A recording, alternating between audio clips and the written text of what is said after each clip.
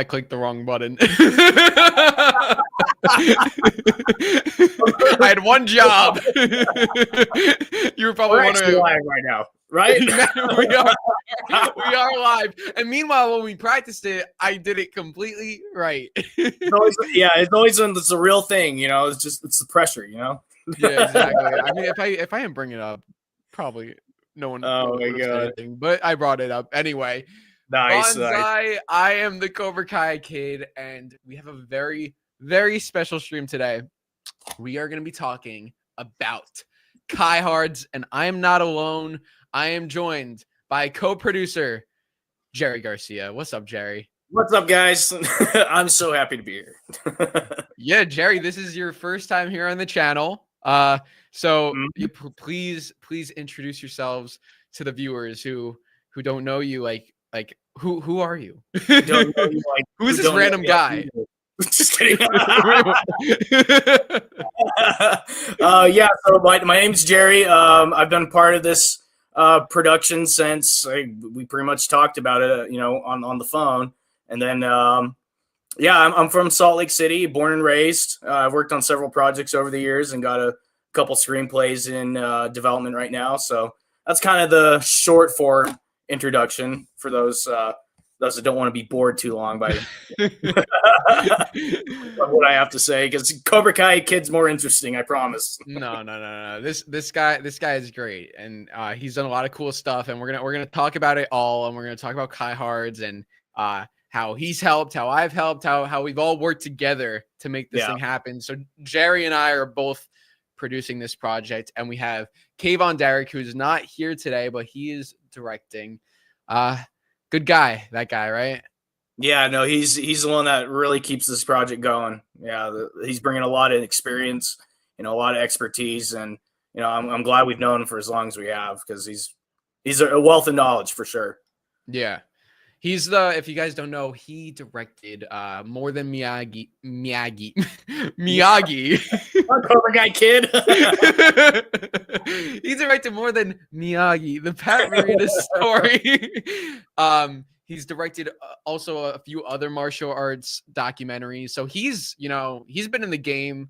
He knows what he's doing. So it's really been great getting to work with him, getting to work with you. And I feel like all of us bring our own special flavor to the mix, which I think is important. We all care about this project, but we all come from it from different sides, different perspectives, like for example, I with my YouTube channel, it's that's a whole thing that I've been doing. I know like Kevin, he is very familiar with martial arts, and so are you. You're a martial artist, which fun fact, right?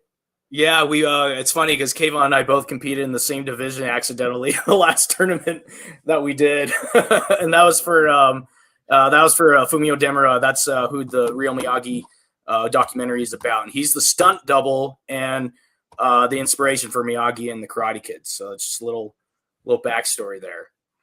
That's pretty cool. Yeah, well, guys, thank you so much for joining today. Let's see what we got in the chat. We got What's up, Erm? What's up? Ollie, what's up, Ollie? And United. York, legendary. Cobra Kai, never dies. Talking straight with Nate, what's up, man? Nice. William, what's up? Cobra Kai rapper, Jim Tim. Melissa, good to see you. Thank you for joining. Finn, Welvin, we got a lot of great people in the chat, and we're gonna have a fun stream. So thank you all for joining. And yeah, today is gonna be the big Kai Hards discussion. We have a lot to talk about with this documentary, and I think this is our first time live talking about it. So what we're gonna be doing here is just to give you guys an idea of what to expect in the stream. We're going to give you a sneak peek into the documentary, why we're making it, how we're bringing it to life. We're going to share some behind the scenes stories. We're going to let you know how you can help support and some of the cool perks you could get for supporting. We'll react to the trailer together, the promo. We'll discuss it all. And we're going to talk about like what we still have to do for the doc, what's next, where we're headed. And then we'll answer your guys' questions. So if you guys have any questions on the documentary, on anything, we want all of you guys to know what we're doing. And because at the end of the day, it's called Kaihards, which we are the Kaihards. We're all Kaihards. so that's why, you know, we're here together celebrating this lovely franchise. But yeah, did I pretty much cover everything that I think so. Yeah. Yeah, there we go. Okay. But before we get into Kaihards, I need to ask you, like, because it's like, you know, people may be wondering, like, who are these people working on this Cobra Kai documentary that is so beloved to us? Because I mean, like, I get it. I get it. You know, when you have others working on something that is so beloved, you want people who care for it to work on it. So I guess that's where it leads to my question, Gerry. Like, what is your background with Karate Kid, Cobra Kai? How did you discover it? Why'd you fall in love with it? And like, what is it about it that now you're here making a Cobra Kai documentary? Why is it that special to you? For the girls, you know. all the babes want to date a Cobra Kai. Badass, come on. Well, got it. Since I can. Well, so my parents have been in karate for like most of their lives. You know, when they were teenagers is when they started, and they've competed all over the world. And it's just been such an integral part of their life and pretty much our family culture too. So that when I was a kid, it was, you know, karate from day one. You know, I saw karate. I don't even know how young I was when I first saw it, but I remember just like, it was so cool, you know, just watching, you know, Johnny and Daniel, you know, duke it out on stage. And it was just, I was like, this really made me want to keep, you know, doing karate, you know, as a kid. And it's just amazing to see what it's turned into, you know, now all these years later. And so, you know, because it's been such a part of my life, when I met Kayvon, I met him through Sensei Demura.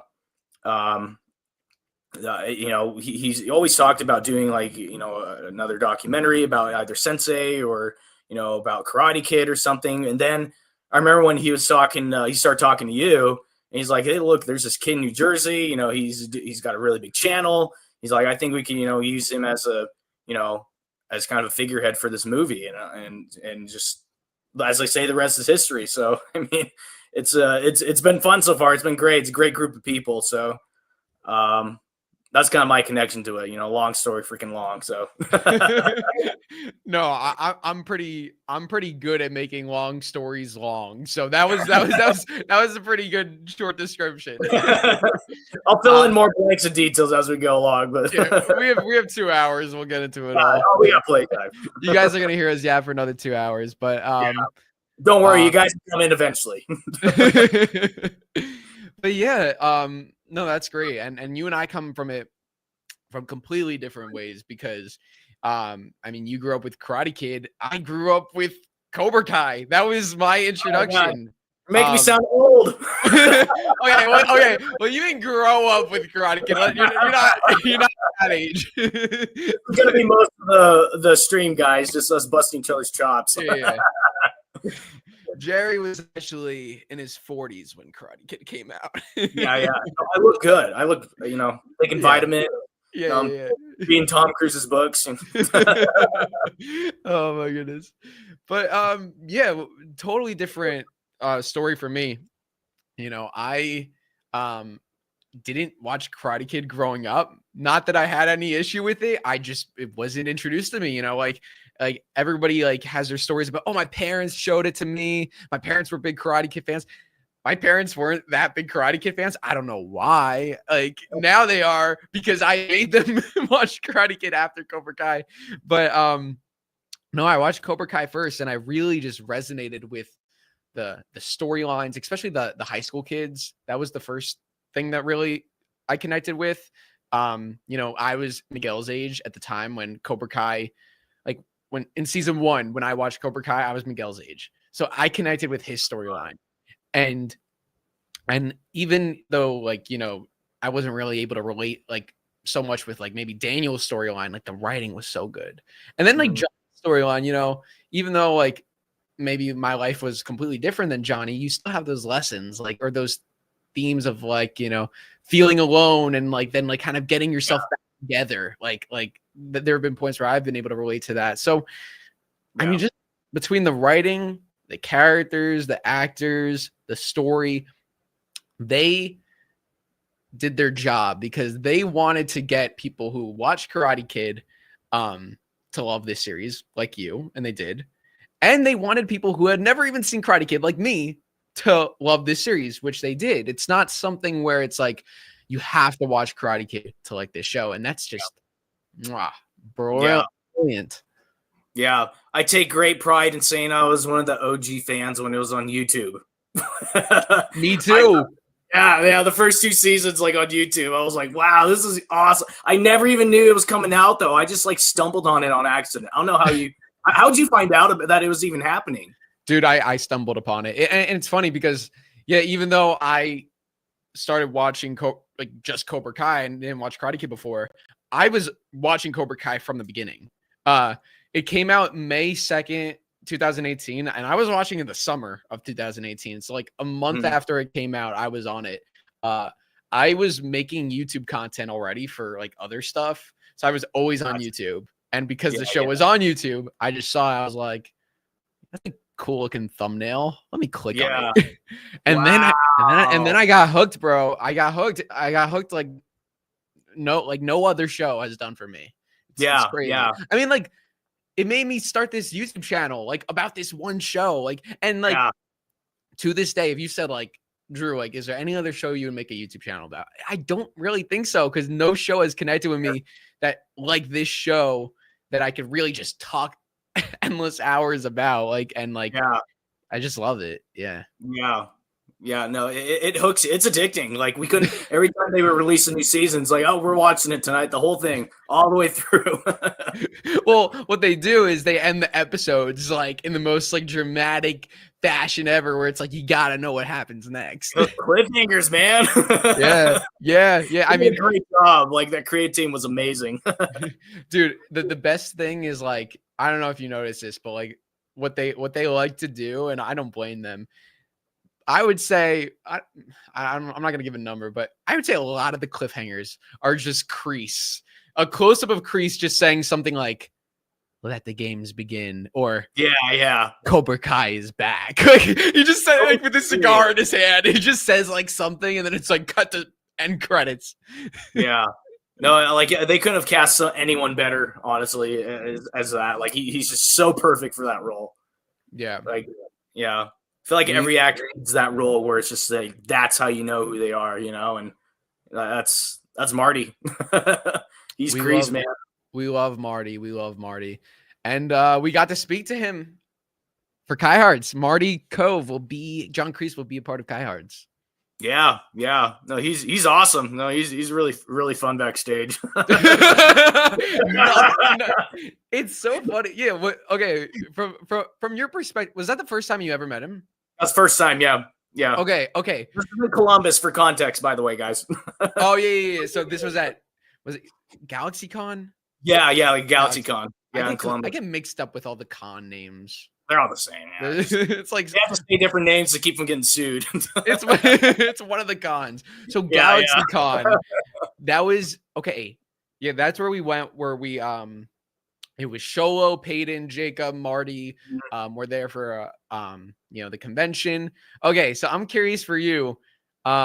You see John Kreese on TV, like, freaking like choking people and like evil, no mercy. Yeah.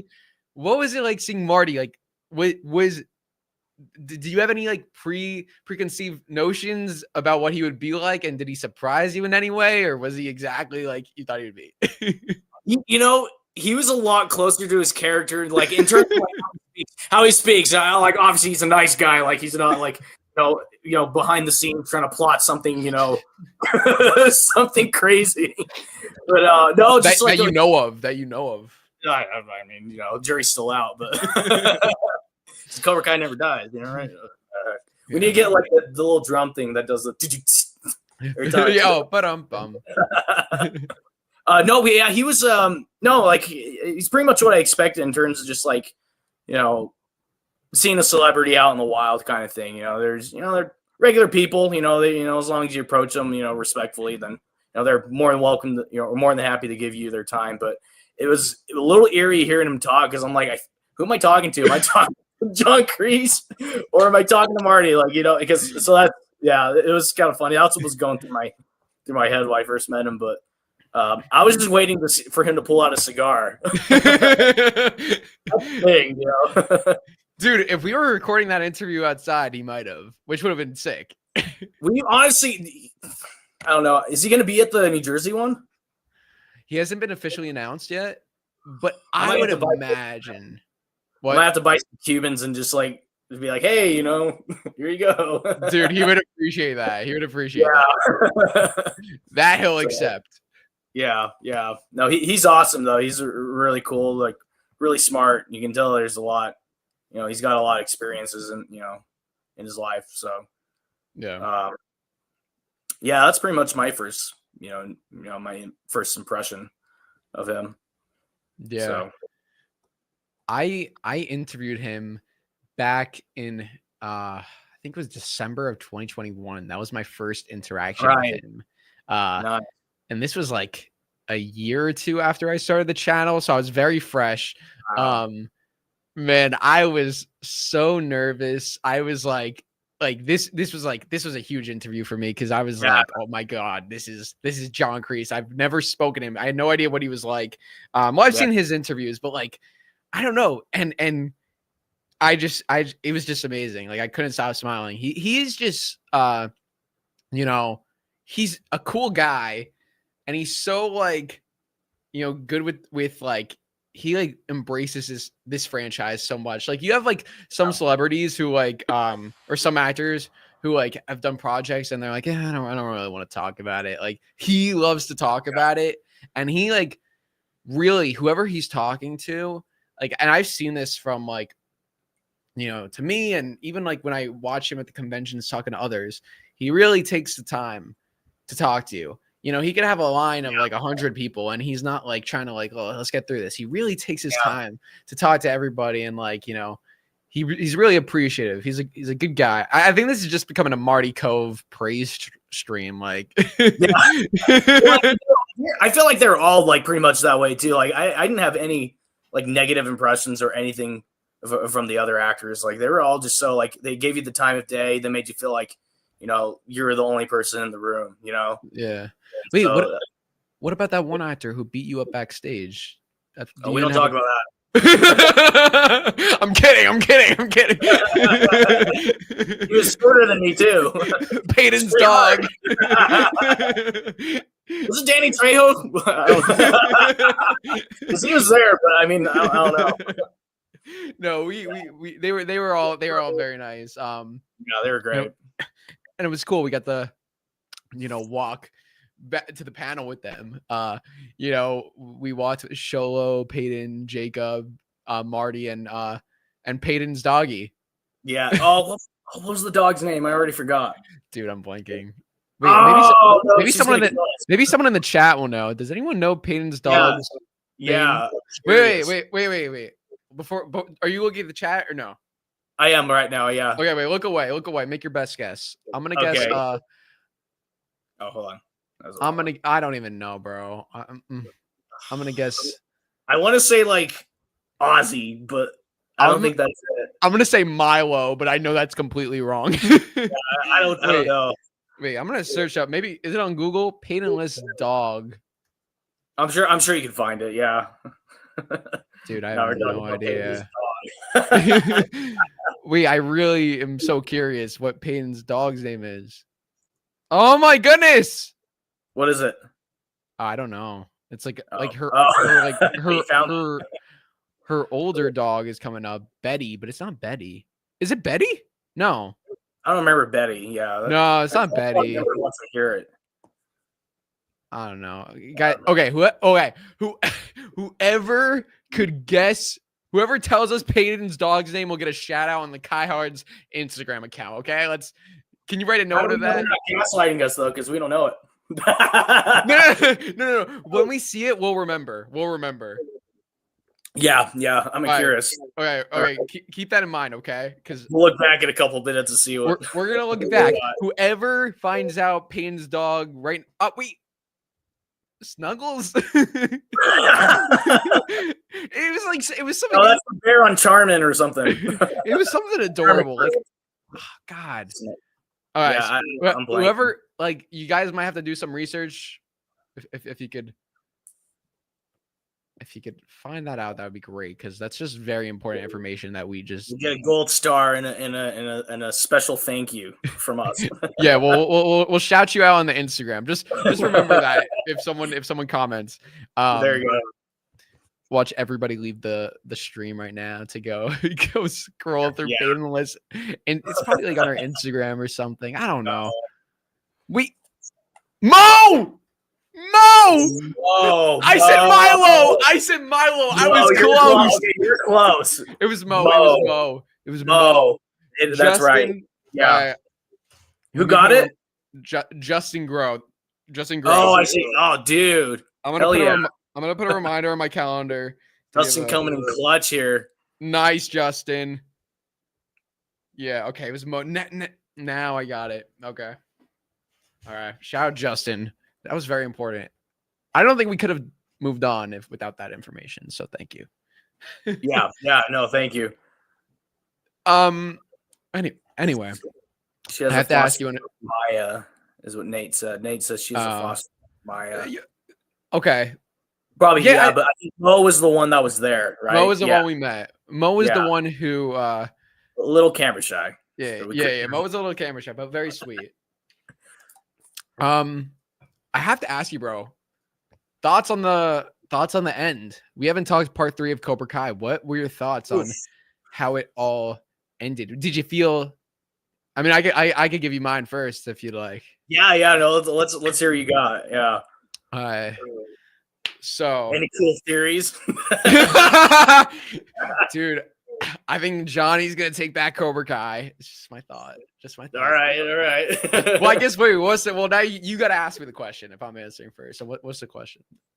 Oh God, I mean, I guess which scene probably summed up the entire series for you, or just the season?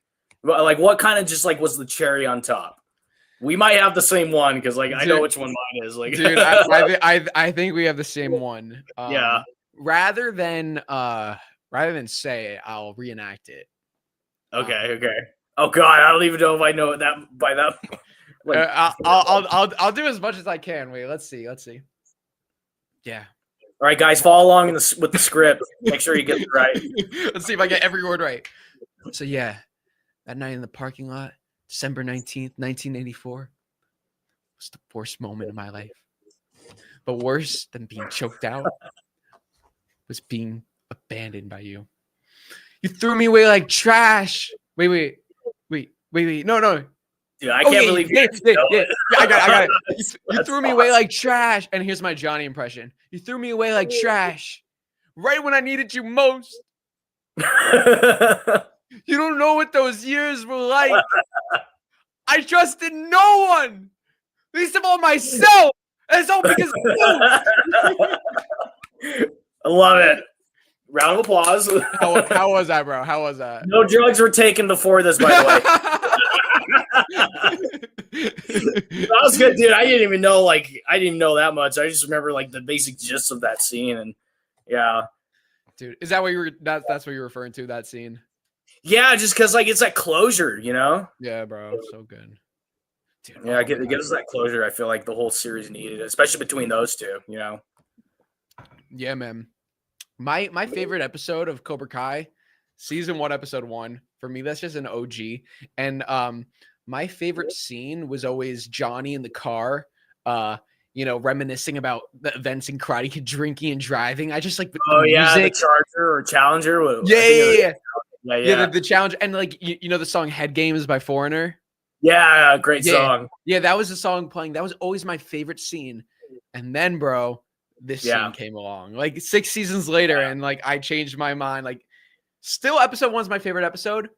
This is my second favorite episode. It was season 6, episode 13, and my favorite scene is Johnny and Kreese. Just everything about that, just Yeah. Perfection.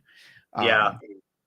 Yeah, I thought it was just a great ending. I mean, you know, you were able to wrap up all the storylines very nicely. You had, you know, Miguel and Tori winning the tournament in Cobra Kai. Like, you know, Johnny taking back Cobra Kai, I think, was the big thing.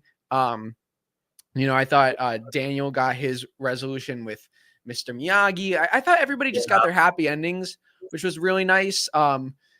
Even, you know, Kreese and Silver, the way that whole thing went down was epic. I just really, really loved it. And I thought, you know, it's sad. Like, I still like don't feel like it's over, but I think if you had to end it anyway, that was the way to do it. It was a good way for both of them to go out, because like they're both kind of badasses, you know, in their own regard. Like Kreese, I love how he explored his backstory a little more, you know, and it kind of helped explain why he's just so, you know, rough, why he's so abrasive, and just, you know, he's been in life in fight or flight mode, mostly fight, you know, his entire life, you know, and that's, you know, I like how they kind of added the war element, because, you know, it's very appropriate for that time frame. You know, a lot of the guys came back, you know, a little messed up. So, you know, it's good to see that acknowledged, you know?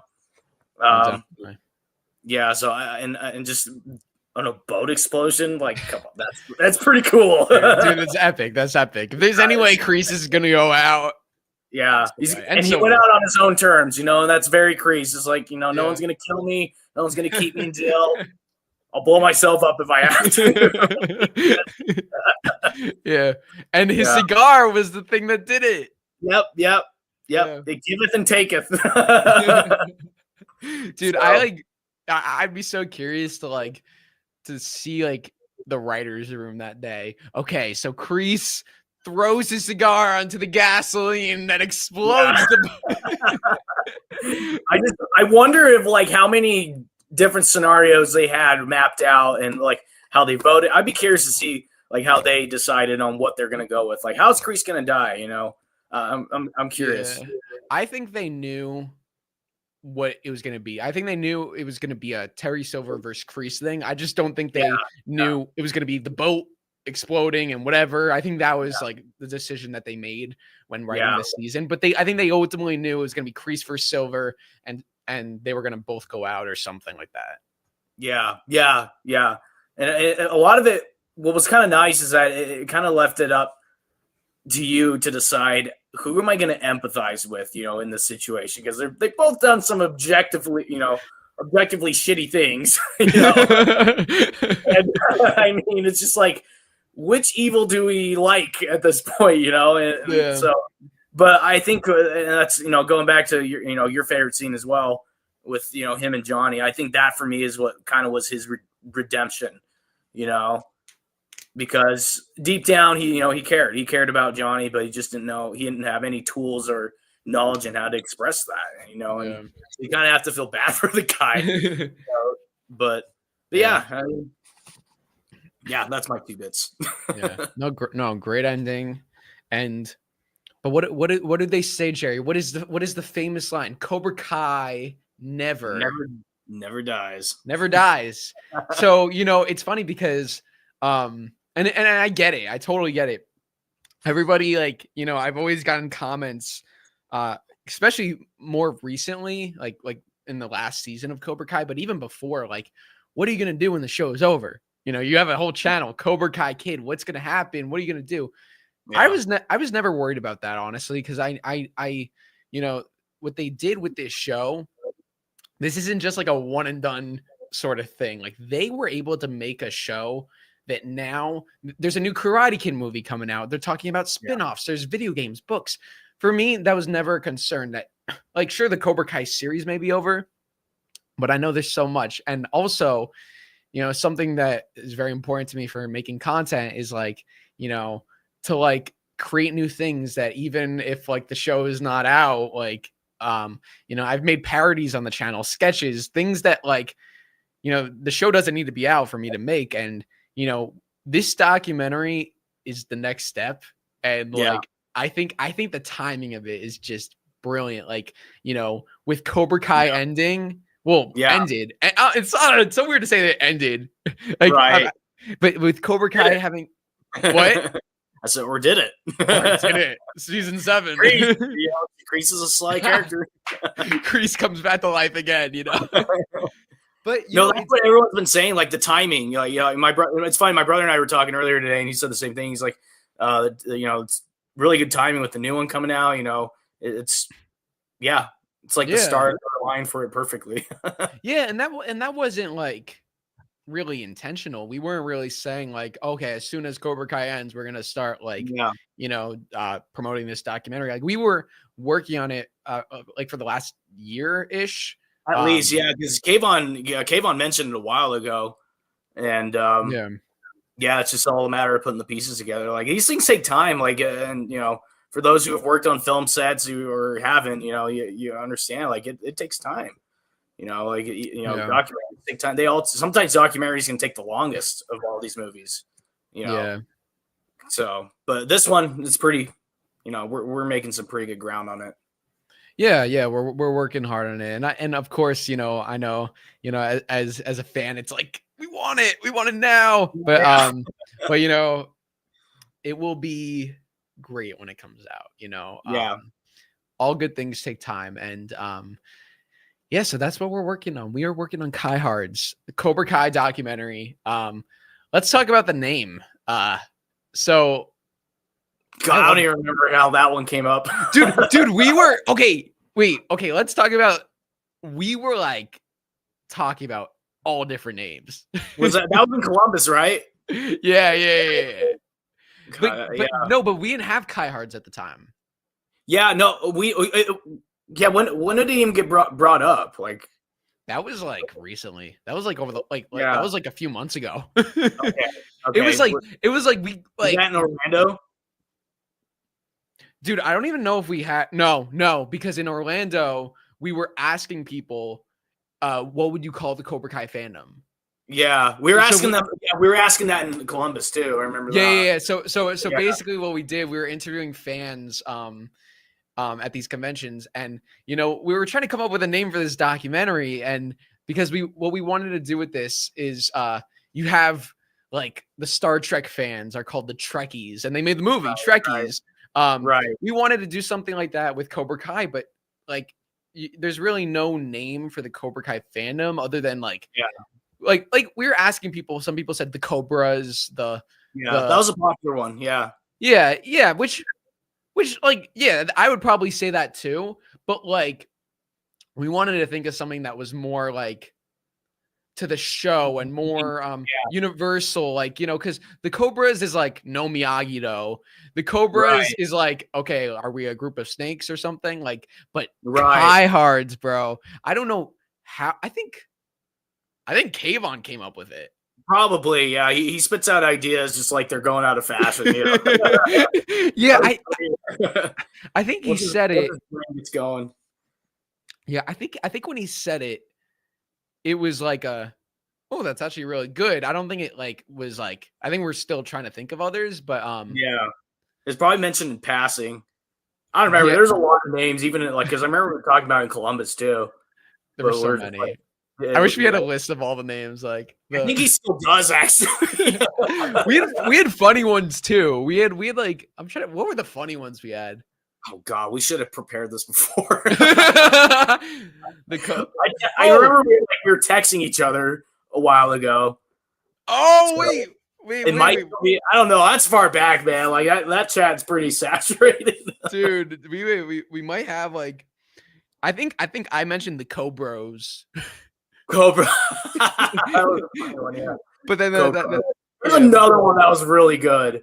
We came up with some funny ones too. That like we knew we weren't using, but they were just funny. Okay, yeah, but we've messaged so much on this chat that it'd take too long to go and look for it. Probably won't be able to find it. But maybe we should ask the people in the chat to put wrong answers only. Like, hey, what would you call it? What would you call it? Yeah. I'm doing it now. I'm at the top of the chat. I'm wondering if no. When we started this chat, we said Kai Hards. Okay. Anyway. Anywho, What else? Okay, so yeah, I guess let's talk about like, this, like the film. Like what are we trying to tell here with this story? Because I mean there's so much to Cobra Kai and Karate Kid, and like there have been certain stories that have been told about Karate Kid, and but like what I guess I mean I could take this one, or you could take this one first, up to you. Like what is it about this one that's going to stand out from other documentaries, and like what should people expect from this one? What's the kind of journey we're about to take people on with Kai Hards? That's a deeper question than I was ready for. That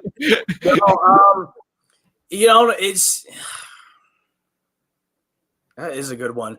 I think because we're focusing on, like we were talking about with Kayvon before, the actors of, they've answered all the questions by this point, about their characters, about the story, about, whatever you will. And, there's not a lot where it's based around the fans. Right. And so, cause we want to hear those real stories, right?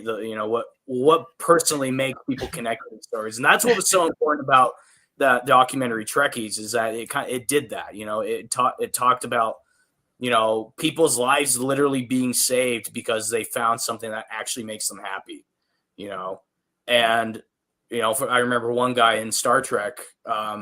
If you guys ever get a chance, check out that documentary, because it is a really well done work, and it's just really nice to be able to like go around and talk to different people and hear those stories, right? And it kind of makes you feel like, yes, this is big on Netflix, this is big, online, but it's just like art. Film is art, and it's just it touches people no matter where you are in the world, and in many different ways. It knows no bounds, and it's not just about the show itself, but it's about the people who watch it too.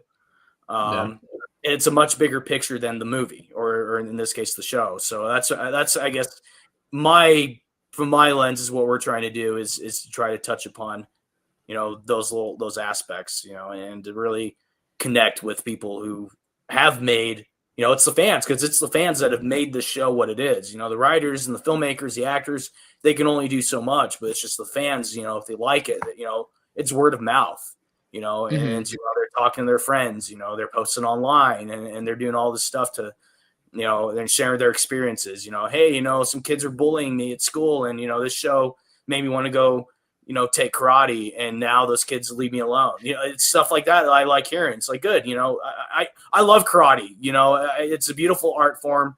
I'm a firm believer that every person should at least have taken a self-defense course at some point in their lives, because, it is good to know these things, and it really helps you get in touch with like a different side of you.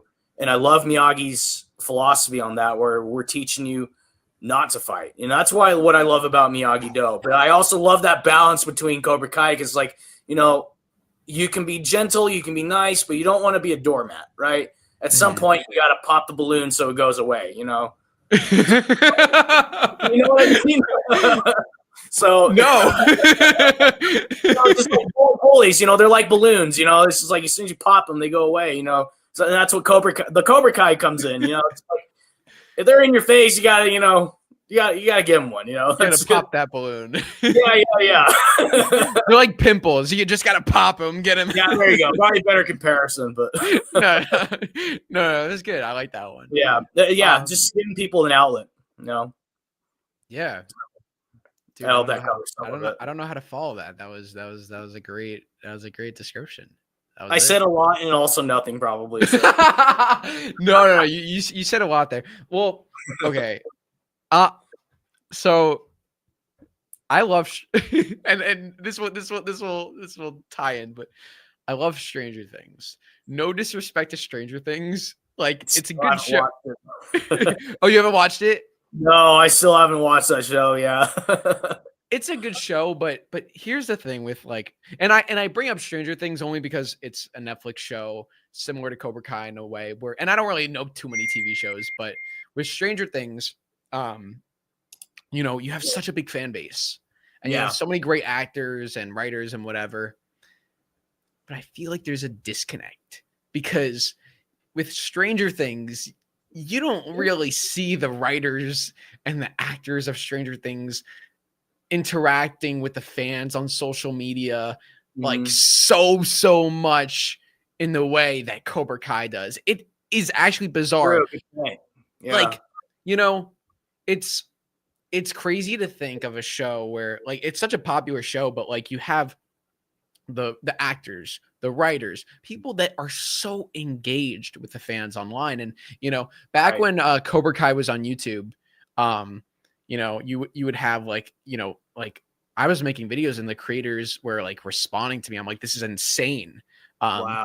And it was like, okay, maybe it's because it's, you know, a smaller show and because like, you know, not many people are watching it, or I mean, there were a lot of people watching it, but not as much now. But even when the show went to Netflix, they still were doing Q&As with the fans online. Yeah. The actors were still doing fan things. Like it didn't like, of course the show got bigger. And if you wanted to like reach out to them, it was a little tougher, but like it's still, I've never seen another community like that. And I think that is what is, I think it kind of like ties with the documentary because, you know, we're interviewing fans, we're interviewing the creators, we're interviewing the actors and the crew. Everybody is like, we're all in this together. It's not just like, here are the actors telling their stories. That's it. Fans like, here you go, just watch it. You know, it's like everybody, like, even when you watch that trailer, like we're all like, you have Martin Cove with the fans and this and here. And like, everybody's together. Everybody's, because we all have that commonality. Like, you know, they acted on the show, they wrote the show, but they're also fans. And like, we all appreciate each other. It's like, you know, it's like karate is like a respect. Like we all have respect for each other. Yeah. And I think that's what ultimately this documentary is, you know, bringing all these different people together. And, you know, because yes, the show has had impacts on fans' lives, but it's also had impacts on the actors. And like, you know, think about like, you know, I mean, Martin Cove in the trailer, he talks about how someone named a baby Crease, you know? Oh, that's right. it's like, come on, that's great. I can't wait to be a Cobra Kai when he's older. If he joins Miyagi, though, I don't know. dude, no, there's no way. I mean, he has stars for him. That's like being named Michael Jordan. Like you have high expectations now for this kid. Right. Exactly. It's Crease. It's high expectations. But don't let him anywhere near boats. Dude, I mean, I'll probably name my kid Miguel, like, or Johnny or Robbie. I don't know. Yeah. If my wife's okay with that. I've named like, you know, Goldfish, like Samantha LaRusso. I've got it. Like, wait, actually? Oh, actually, I don't know. On the spot? Yeah, no. I can't really. Maybe like Johnny. I don't even remember. It was an analogy. Yeah. Okay. I'm already messing up the stream. Everyone's leaving now. Oh, we got. I could have said I named my dog William Zabka, but that's not true. No, I totally get you. No, like, and that's the thing. These fans have done. We've heard these stories, like, you know, people naming like their kids and then naming their pets. And I gotta say, some of the costumes and like the get-ups we saw at those Comic-Con, like, they're good. Yeah. I'm pretty jealous. Yeah. So, yeah, dude, those are real fans there. It's so cool, and like also, you know. Oh man, I'm like getting like excited just thinking about it because it's like this show isn't just about like, you know, people beating each other up and whatever. Like there's so many different lessons and themes. And like literally exactly what you said, bro, with Cobra Kai being like, you know, not letting people walk all over you, and Miyagi-Do about balance and not always resorting to fighting. Those are the lessons that people take with them, and how this show has had an impact to the point where it's not just a show anymore. Like it becomes like, it's a way of life. no mercy. It's a way of life. It's a way of life. It literally is, dude. One of the creators of the show, when we were interviewing them, and you'll probably see this on the documentary, but they say that, you know, they got a message that, oh no, wait, no, sorry, this was Rick. Rick, who shout out to Rick. Yeah, Rick's been a real one. Yeah. Shout out to Rick, who big reason why we're here right now. Yes, Rick Henriquez is the one who he said this in the interview, but he's the one who organizes like the Cobra Kai cast at the conventions. He does a good job. It's so much to manage, but and he's helped us tremendously. So shout out Rick. But he said, like, you know, he met a fan who said, like, you know, like, hey, can you just please, can you tell Billy Zabka something for me? And, like, you know, like, I'm sure, and he was saying, like, you know, he gets that all the time, like, you know, like, you're awesome, you're awesome, Billy. It's like, yeah, sure, I'll tell him. But the thing that this fan told him that he relayed to, that he's like, I have to tell Billy this, is like, you know, his son, like, this fan and his son were like estranged for a bit. And then after watching Cobra Kai, that brought their relationship together. After seeing Johnny and Robbie come together, it actually brought this father-son back together. And I'm like, wow. Yeah, see, there beautiful. You go. Yeah. There you go. Yeah, it's amazing. Amazing. It's the power of art, man. Like, art can do that. I feel like there's not a lot of other forces and things in the world that can do that, but art is one of them. You know? Yeah, man. And then and hopefully, you know, with this documentary, that's what we want to do. We want to create something impactful that really captures this this franchise and why it's so special to us. I have to shout out York Legendary. Thank you so much for this super chat. Hey Drew, love your channel. Cobra Kai never dies, and thanks for support for my Kai Hards post. Dude, thank you for supporting Kai Hards. Appreciate it, man. Thank you. Yeah, appreciate really York. Yeah. Thank you. Yeah, appreciate that. That's illegal. Did you have, like, if you were comfortable sharing, was there like a specific story that you have for your life where, like, Karate Kid, Cobra Kai, the lessons kind of have helped you in a way?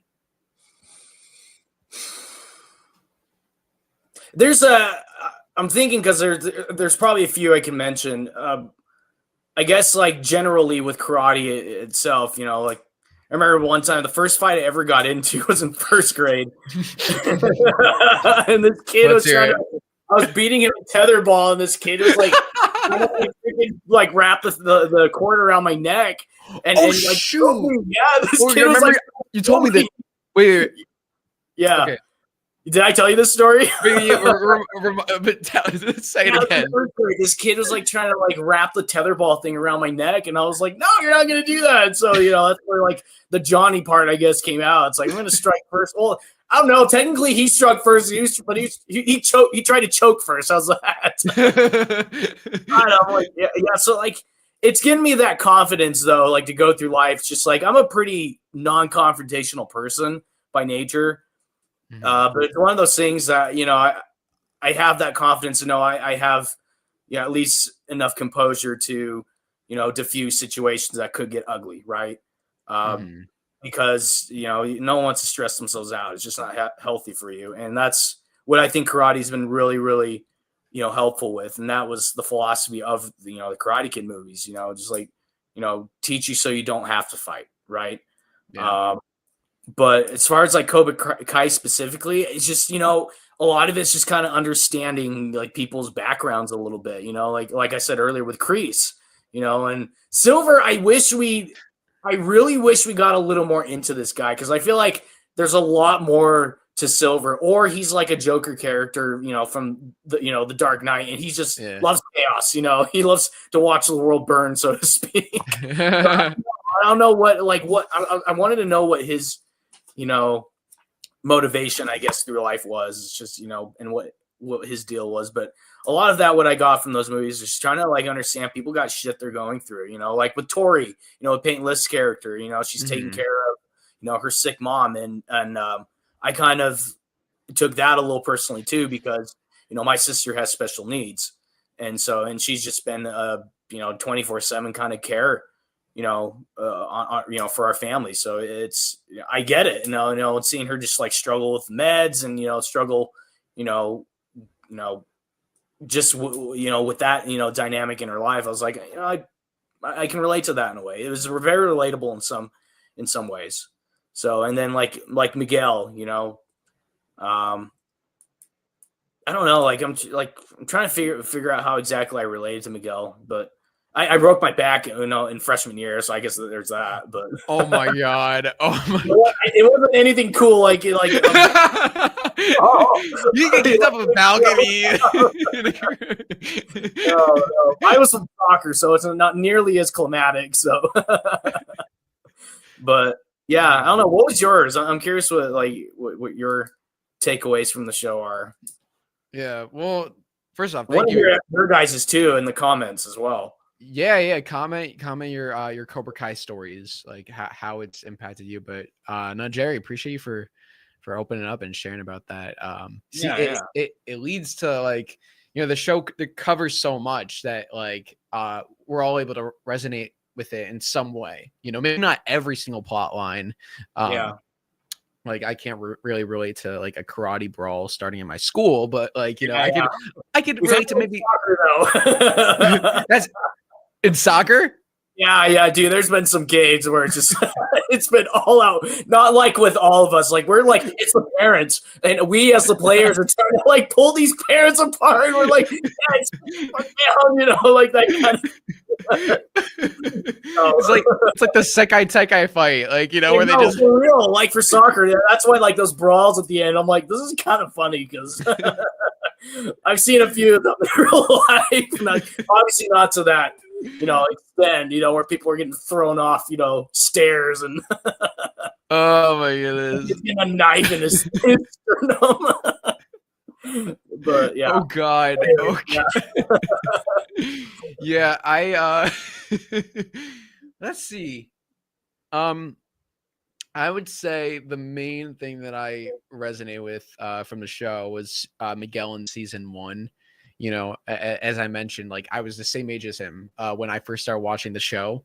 And just like, he had that like fun kind of kind awkwardness to him. Yeah. Which I always kind of resonated with. Like, he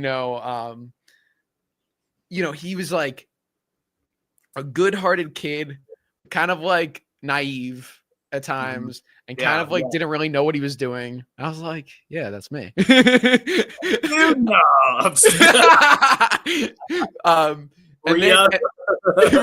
then it's always funny because I remember Miguel's always been my favorite character, but I just remember in season 2, like he started to become a badass, and I was like, damn, like can't really relate to him anymore.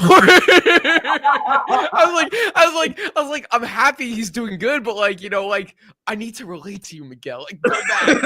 Like, go back a few steps. Like, you're too good now. You're too good. Yeah, it was like Miguel. Like, couldn't you like give me like a few years to catch up?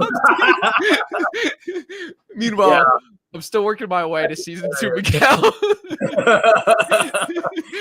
Join Cobra Kai, man. You got. Dude, I know. I need to sign up for some karate. I mean, listen, like you gotta. Next time we meet up, you gotta show me some moves. Yeah. No, for sure. Yeah. Yeah, I can't. Okay. Anyway, I'm terrible. Anyway, but yeah, I would say Miguel's storyline.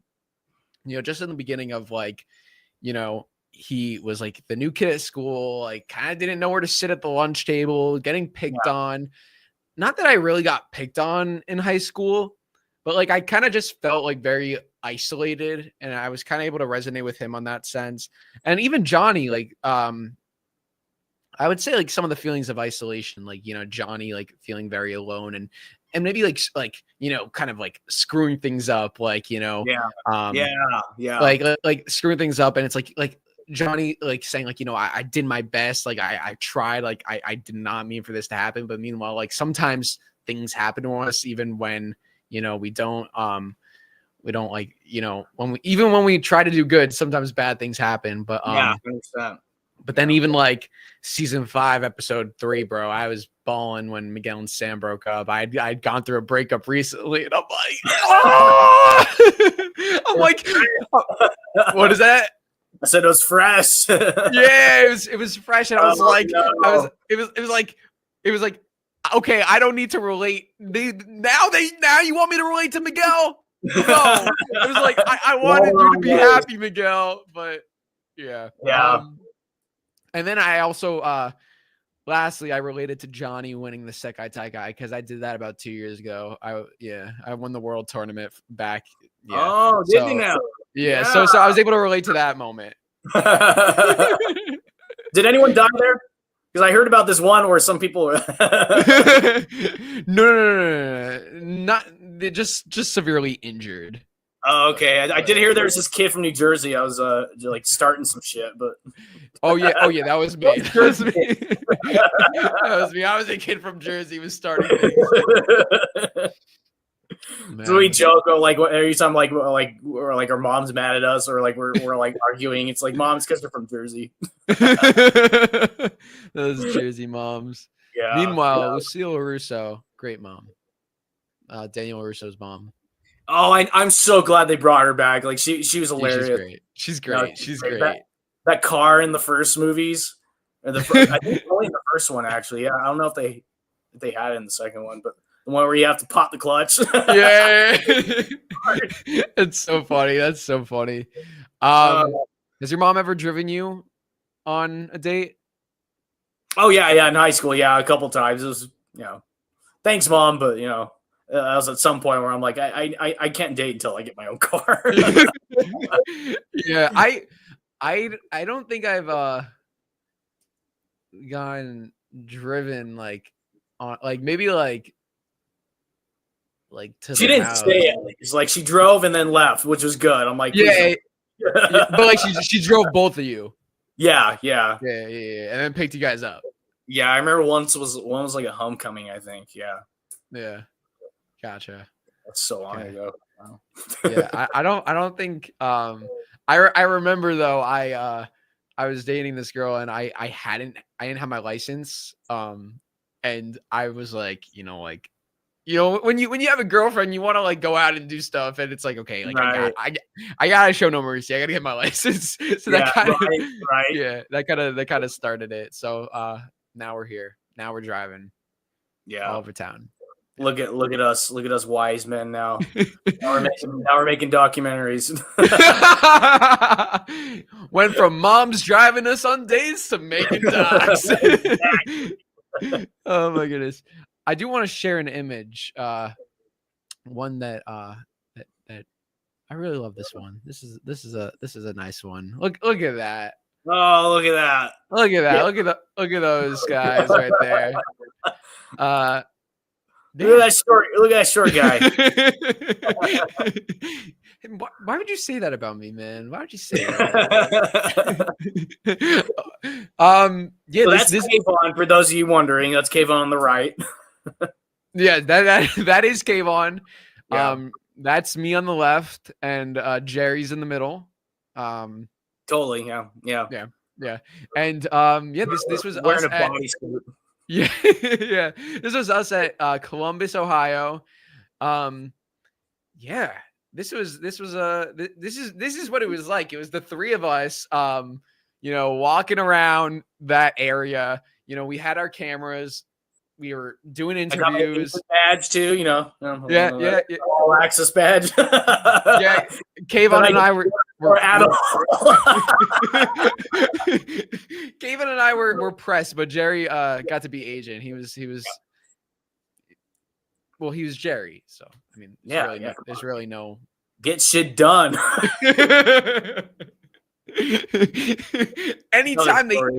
Anytime anyone saw Gerry, they're like, whoa. They knew. They just An agent badge is a pathway to many abilities, some consider to be unnatural. Sorry, I had to throw in that Star Wars quote. Oh my god. I was like, wait a minute, I recognize this. You're not Cobra Kai, but that was a Star Wars one. So yeah, that's please. What is that? Disney, don't sue us. Take down the stream. Oh my god, we have to edit this later. Oh god. Okay. So that was a fun little picture. But now here's what I want to do with you. I want to go through our videos. So we'll start with the promo for Kai Hards. This is the first thing we posted, like announcing. My name is Drew. You may. Oh no, not yet. Okay. Here we go. Who's the other Drew? So this is the promo that we did. Shout out to Kayvon for editing. Yours truly is the one narrating. Let's watch this and then let's chat about it. Okay. So guys, without further ado, the promo for Kai Hards if you have not yet seen it. And this is on the channel now, so if you want to check it out, here we go. My name is Drew. You may also recognize me as the Cobra Kai Kid on YouTube, and I'm also the producer of Kai Hards, a documentary that takes you through the epic journey of the phenomenon that is Karate Kid and Cobra Kai. For over 40 years, the Karate Kid has shaped generations, and now with Cobra Kai, the story continues, bigger and more impactful now than ever. The Cobra Kai fandom is one of the most passionate fandoms out there, and this documentary explores how they've not only been able to keep the Karate Kid franchise alive, but how they've been able to elevate it to new heights. From exclusive interviews with the cast and crew, to showing the fans and how the Cobra Kai storyline has impacted them, Kai Hards delves into how this franchise has become so successful and how it's impacted so many all over the world. So why are we making this documentary?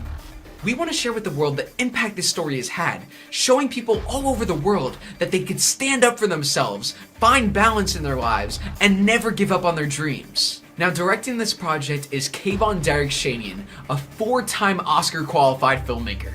Kayvon has a deep understanding of martial arts and filmmaking, having worked on documentaries such as The Real Miyagi and More Than Miyagi, the Pat Morita story. And for us to bring Kai Hards to life, we're going to need your help. We have different levels of support, each with its own incentives. Whether it's a special thank you credit in the film, receiving a free ticket to the premiere screening, or a prestigious executive producer credit in the film, the more you give, the bigger the reward. Help us to make Kai Hards a reality so we can show the world why this story means so much to so many. So join the fight and be a Kai Hard. Not too shabby. Chills, right? Warm and fuzzy. No, that's awesome. Yeah, brings back some memories, right? Oh, totally. Memories probably can't discuss in public, but I'm just kidding. Dude, and it's funny because this is just like, I mean, we did a lot, but really, like, we're just getting started. Like, yeah. There's still so much more to go. And we're going to be talking about all that, but this is just a glimpse into what we have done so far, because the point of this video is to show you guys what we have done and show you, like, what we are trying to do. Like, this is to give you an idea of this vision that we're trying to create. But yeah, do you think what do you think about this little promo we got here? Yeah, you're asking me, right? Or are you asking the? Oh, I was asking you. Okay, I was opening up. and the chat too. And the chat too. Yeah, no, it's it looks great for what we got so far. There's still a lot of footage we need to get. We're heading out to New Jersey in late May. Yeah, late May. Yeah, it's like 31st, I think. I can't remember the exact date. Yep, 31st and 1st. Yeah. Okay, I couldn't remember. And then possibly Atlanta, right? I think that's still up in the air, depending on how much we get done in New Jersey. Yeah. Atlanta that's going to be after New Jersey. Yeah. That would be some point after New Jersey, because there's a lot of cool people we got to get in Atlanta. Yeah. So stay tuned. And like different settings, Yeah, I love that. I love that part where Kreese is in the golf cart with the freaking coffee cup. That's awesome. Yeah, let's see. Can I find there? Yeah, yeah. Yeah. Sums up our journey. Yeah, just Kreese in a golf cart with the coffee cup sums up our whole journey. Yeah. Yep, pretty much. Yeah, and then we have the trailer. Let's check out the official trailer for Kai Hards. Okay. Here we go. It was our goal from the very beginning to make Cobra Kai a show that worked for all audiences. This is Johnny Lawrence. He and I go way back. When I started working with William Zapka, and I called him on the phone, and he's like, no, I don't want to do conventions. I was just recently in a magazine article, and I want to say it was like GQ, where he was named 80's biggest dick. He's like literally the worst bully of all time because he's a bully that knows karate. So he's like spin kicking you as he's bullying you. We walk down the street and people would say, hey, jackass, hey, asshole, you know, and you know, thinking, what did we do? Now we get our redemption story. My dad said, yeah, they want to do a Cobra Kai show on YouTube. And I was like, what the hell are they talking about? A YouTube show based around Karate Kid? I thought it was, is it a spoof? Is it a comedy? You have people from all ages because it brings the nostalgia of the 80s from the original movies, and then, you know, the kids in the show that a lot of kids can, you know, relate to. And I literally just got a message from someone saying, Miguel is gonna beat your ass. Like that was it. We had a healthy amount of hope and expectation that we would connect with the rest of the fandom. And we knew that there was a giant fandom out there that was a sleeping dragon.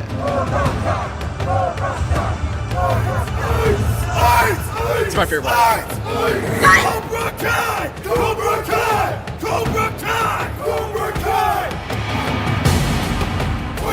I remember specifically Julia Macchio texting me and being like, have you seen your Instagram numbers?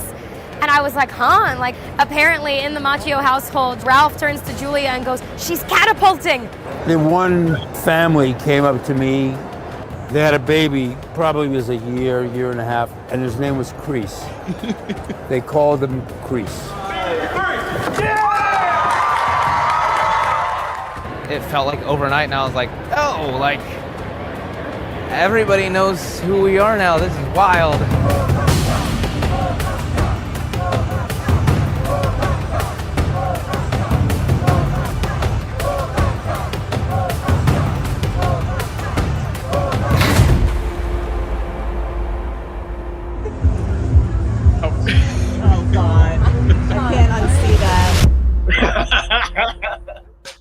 I love those behind the scenes things. Bro, I'll say this. I mean, filming this documentary has been so special, but seeing this trailer put together was like, wow, we are actually cooking up something that's really cool. Yeah. Like, No, it's been getting a lot of traction. Yeah. I mean, dude, like, do you like, I feel the chills. Every time I watch it, I feel that, dude. Yeah. Like, yeah. So good. Kayvon did a great job editing it. And it's like, okay, let's see. We gotta pinpoint some of these moments. So I guess first we could quickly run through who everybody is. So this is John Hurwitz, creator of Cobra Kai. By the way, I had a hand in setting up the background. You like it? Oh, you're the one that set that up? I set some of that up. Yeah.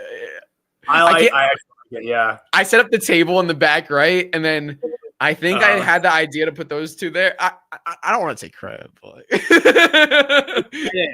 is Hollywood, man. We take credit for everything. It's cool to see like when you're behind the scenes. It's cool to see something like that was the table I set up. Like I did that. You were in the show too at the end, right? Like in the last season. You got to tell everyone about that. Like I don't know if everyone knows that you were actually in the show. Guys, I was in the show. I think I made enough posts where people would know. But if anybody doesn't know, your boy was in the show. I was extra number 43. Number 40. Hey, that was my soccer number in high school. Was 43. What was 43? Wow, really? Yeah.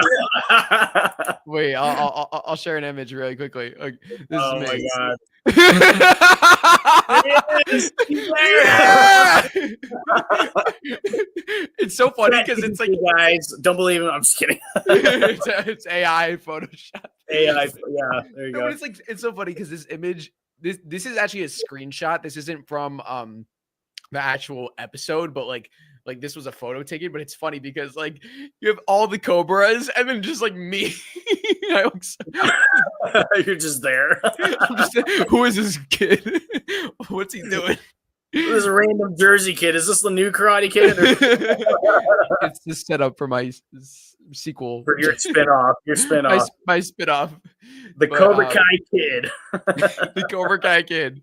Dude, we got to make it happen. After this doc, we're starting to spin off. Dude, we can't reveal that. But yeah, we should. That'd be cool. There's a laser pointed at me. I don't know. Grease. Netflix. Netflix. Oh my goodness. Okay, so this is Cobra Kai creator John Hurwitz. We were able to go down to LA to the Sony lot to film him, and you will see we were able. Well, I guess we'll go in order. This is Rick. This is our buddy Rick, who we're gonna have like when we do the documentary, we'll have like the thing where it says the names and like underneath like who's who. But you know, because I know the actors, of course, you guys recognize, but these behind the scenes people are so key. Rick has been working with Billy Zabka and Marty Ko for years, even before Cobra Kai. So like, you know, Rick was there like from the beginning, even when Zabka was like, "Hey, they want to do this show, this Cobra Kai show." Like, Rick was there for that. This is Hayden Schlossberg, Cobra Kai creator. By the way, interesting fact here. You see his necklace?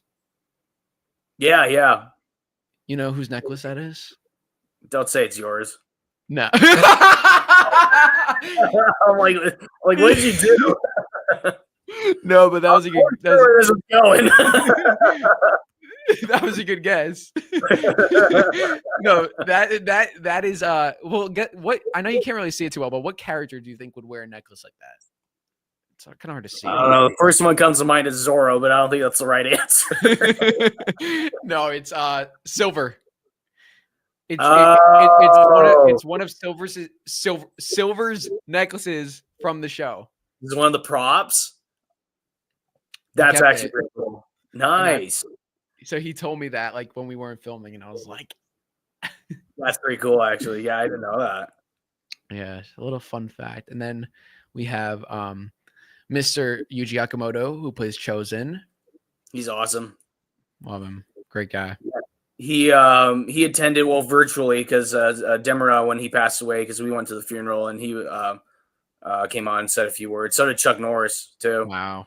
Chuck Norris, this guy was revered by everyone in the karate, the karate world. Yeah. So, like Ralph knows who he is. Like, Billy does. So. Yeah, and a lot of them appeared in Kayvon's documentary too. Yeah, Miyagi. Yeah, if you guys get a chance, check that one out, and More Than Miyagi, the Pat Morita one. Like it's that one's of the two. It's hard because I like them both for different reasons, but like More Than Miyagi is it's very well done. Yeah, you know, it's very tasteful. So definitely. And here we have Mr. Jesse Cove, son of Marty Cove. What do you think? Do you think they look alike or no? Actually, I had no idea he was his kid until I would have no idea he was his kid until I learned his name. Like, really? I don't. Yeah, I don't. Yeah, see, I thought he looked more like. Oh, I just forgot his name. To the other guy, Barnes, the one that plays Barnes. Oh, dude, Sean Kanan. Sean Kanan. God, why did I forget his name? I shouldn't. Yeah, I should know. Yeah, Sean Kanan. Anyways. You know what? That's funny. I can see that. I think if you look at like the like over here, you can kind of. It's the hands though. Like doing this, like that's totally Martin. He got that from his dad. Yeah, and the hand gestures. Yeah. I think the eyes. You could kind of see in the eyes. Maybe a little bit, but yeah, I would have had no idea he was his kid until I was like, oh wait, that's Jesse Cove. It's Jesse Cove. That's Martin's kid. Yeah.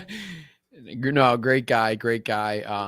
And he was in Cobra Kai as he played the guy who bullied Kreese. Yeah. which is And really Creed cool. Good little ass whooping on him. That was awesome. Yeah. Yeah. Oh my goodness. And then let's see. Mr. Brandon H. Lee, who plays Quan. This was pretty cool because this one we interviewed him before before part 2 came out. So, you know, his character, spoiler alert, you know, Quan dies in the show. And oh my goodness. And we didn't you know, when we were filming this, like I actually had gotten the screeners for part 2, but I didn't watch it at that time because we were working on this.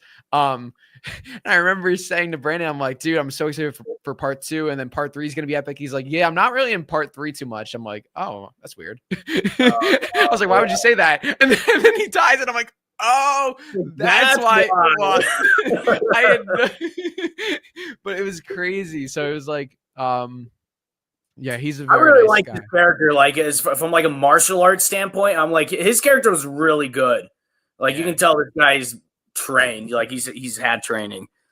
So Dude, and he knows what he's doing. Yeah, I mean, you know, because you do martial arts. He knows what he's doing. He's a pro. yeah, no, he's very good. Yeah, him and Zara, the girl plays Zara. I was like, okay, Yeah. she knows what she's doing too. And then find out she's like a karate legend apparently. So I'm like, oh, okay, well that makes sense. Yeah, no, exactly. And then we have of course, Mr. Ralph Macchio. But then we have here the Ivan Drago of Karate Kid, Patrick Lewis, who plays Axel. What were your thoughts on him? First, what I just said, I like the first time I saw him on camera, and when he like started talking, I thought Ivan Drago from Rocky. Yeah. I must break you. Yeah, no, I was. It's just. He's a big dude. Like, I'd be a little intimidated in the ring if I fought someone that big. Why there's weight class. Dude, he's like 6'2", 6'3", maybe. I wouldn't know, but tall. Well, okay. Okay, I'm 5'11". I'm 5'11". Yeah, I'm nowhere near that. So, yeah. Look at that. Yeah, that's quite a difference, dude. Yeah, and I'm like, I can't point, but I'm like, I'm there somewhere. You're like, I don't know. I haven't seen you in a bit. I don't really remember. You would be so tall that you'd be out of frame. Yeah. Oh, totally. Yeah, totally. Yeah. No, maybe I'm 5'10". I don't think I'm 5'11". Actually, I don't know. I'm like 5'4" on a good day. If I wear my docs, I'm 5'4". Dude, that's why you got to train Cobra Kai style. Why is that? No, but that's like something Johnny would say. John Davis is 6'3". Johnny would say, if you don't like your height, train with Cobra Kai. Cobra Kai. Don't be a pussy. Just grow.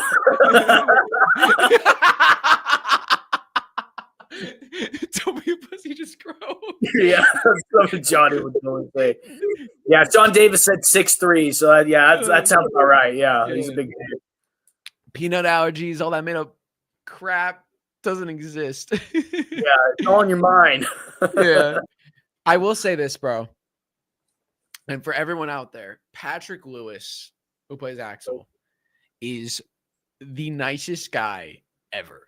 Like, so nice. Like when we were interviewing him, he was like, "Oh, guys, let me help you with the equipment." Like he was like helping us carry stuff. We're like, "Dude, no, you like chill out." Like he's like, "No, I got you." And he was just so genuinely like happy to be talking to us. And this was before part 3 came out.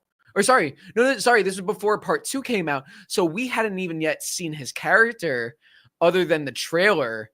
But I mean, I knew he was going to be in it because I was in the show, you know. So you had the backstage. I had the insider info. I knew he was coming, but yeah, that was such a nice guy. And yeah, nothing like his character. Yeah. And then this is Josh Shield, Cobra Kai creator. Yeah. So you have the 3 creators, and these backgrounds are pretty cool, right? Look, this is the original wall from the Cobra Kai dojo in season 1 through 4. I love it. And then so that's Josh, and you have, I can't find him. Hayden is somewhere. There's Hayden. That's John, the 3 masterminds behind it all. Yeah. Okay. For them, like they did a great job marketing this, and just it's good. It's a good show. Like it's my parents, will still watch from time to time. They especially love the episodes where Chosen first comes back because they're like, oh my god, they loved it. They love his character. Yeah. So good. Yeah. And the honk. Oh yeah, at the end. Wait, I think. Where Chosen honked him, and he just spent all that time waiting to get back for a whole new crew. I don't have the Chosen one, but I have that one. I know you have that on standby. Oh my goodness. Yaya in the chat said something funny, like Yaya's stomach problems led to Kreese blowing up a boat. Wait, who said that? Who said that? Yaya, or Yaya. Miguel, I love this account. Down the greatest evil mastermind in cinematic history. Should be part of the documentary. It's funny that they bring that up because I always wanted to see more of the grandma. Like her one-liners are freaking hilarious.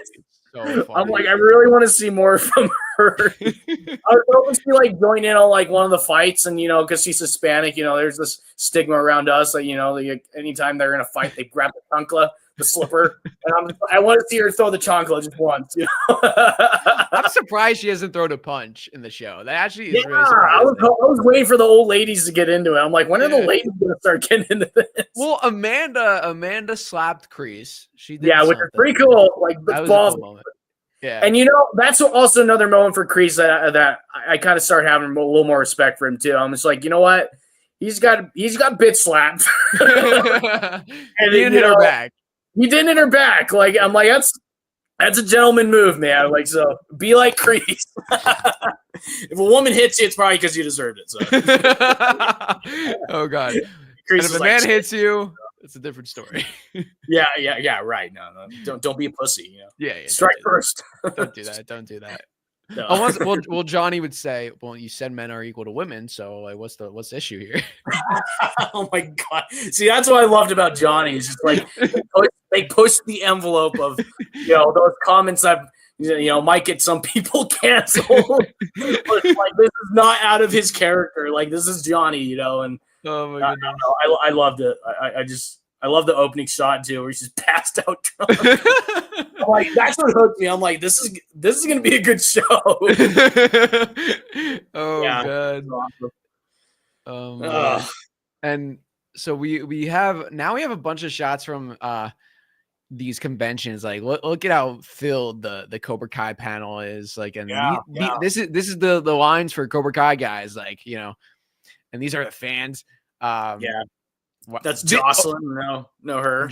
Yeah, Jocelyn, who's on the poster. Shout out to Jocelyn, who was really good at karate, as you can see. Okay, so I need to tell the story about this, which is right after Jocelyn.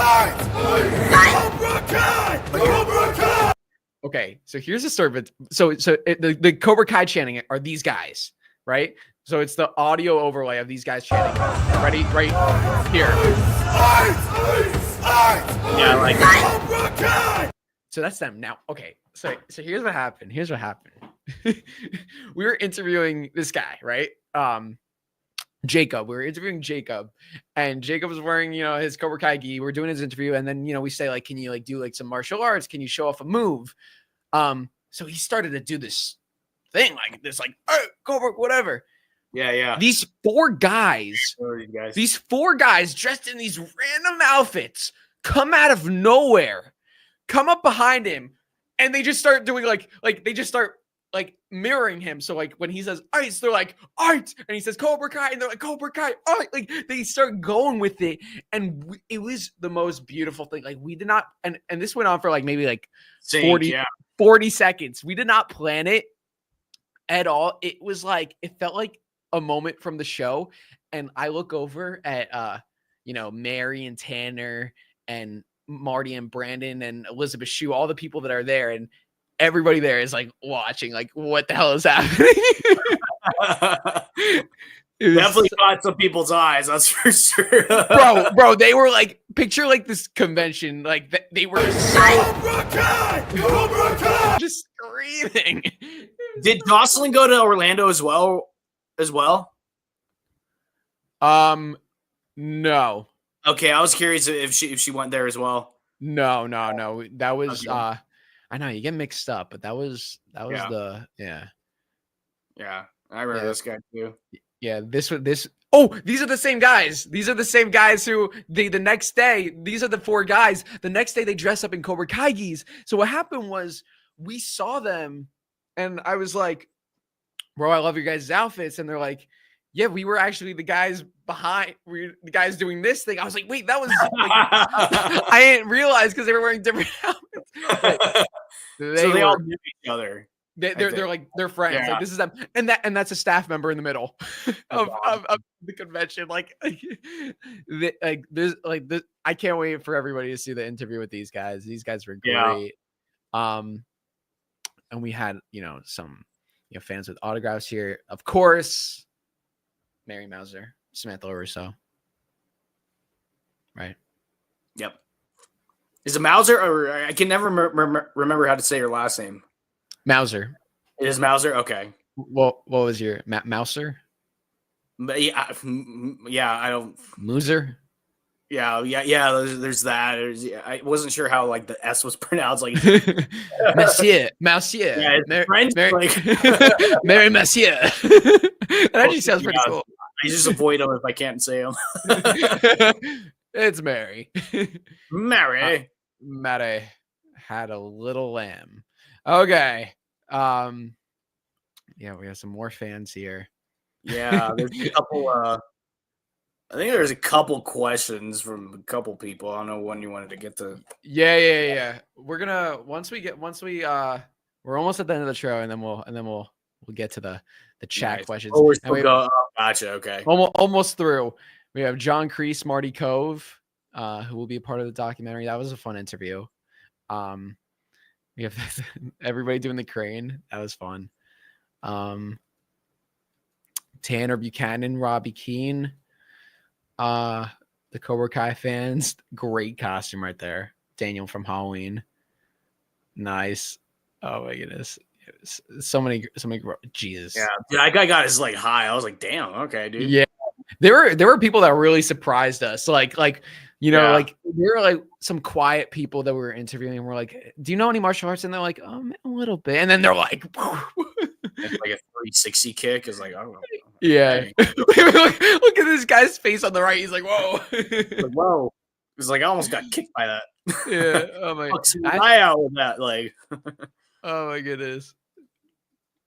And yeah, that's the trailer. That's Nice. Cards. So that was our trailer breakdown. So if you guys want to look for the Easter eggs and make a breakdown video, you do that.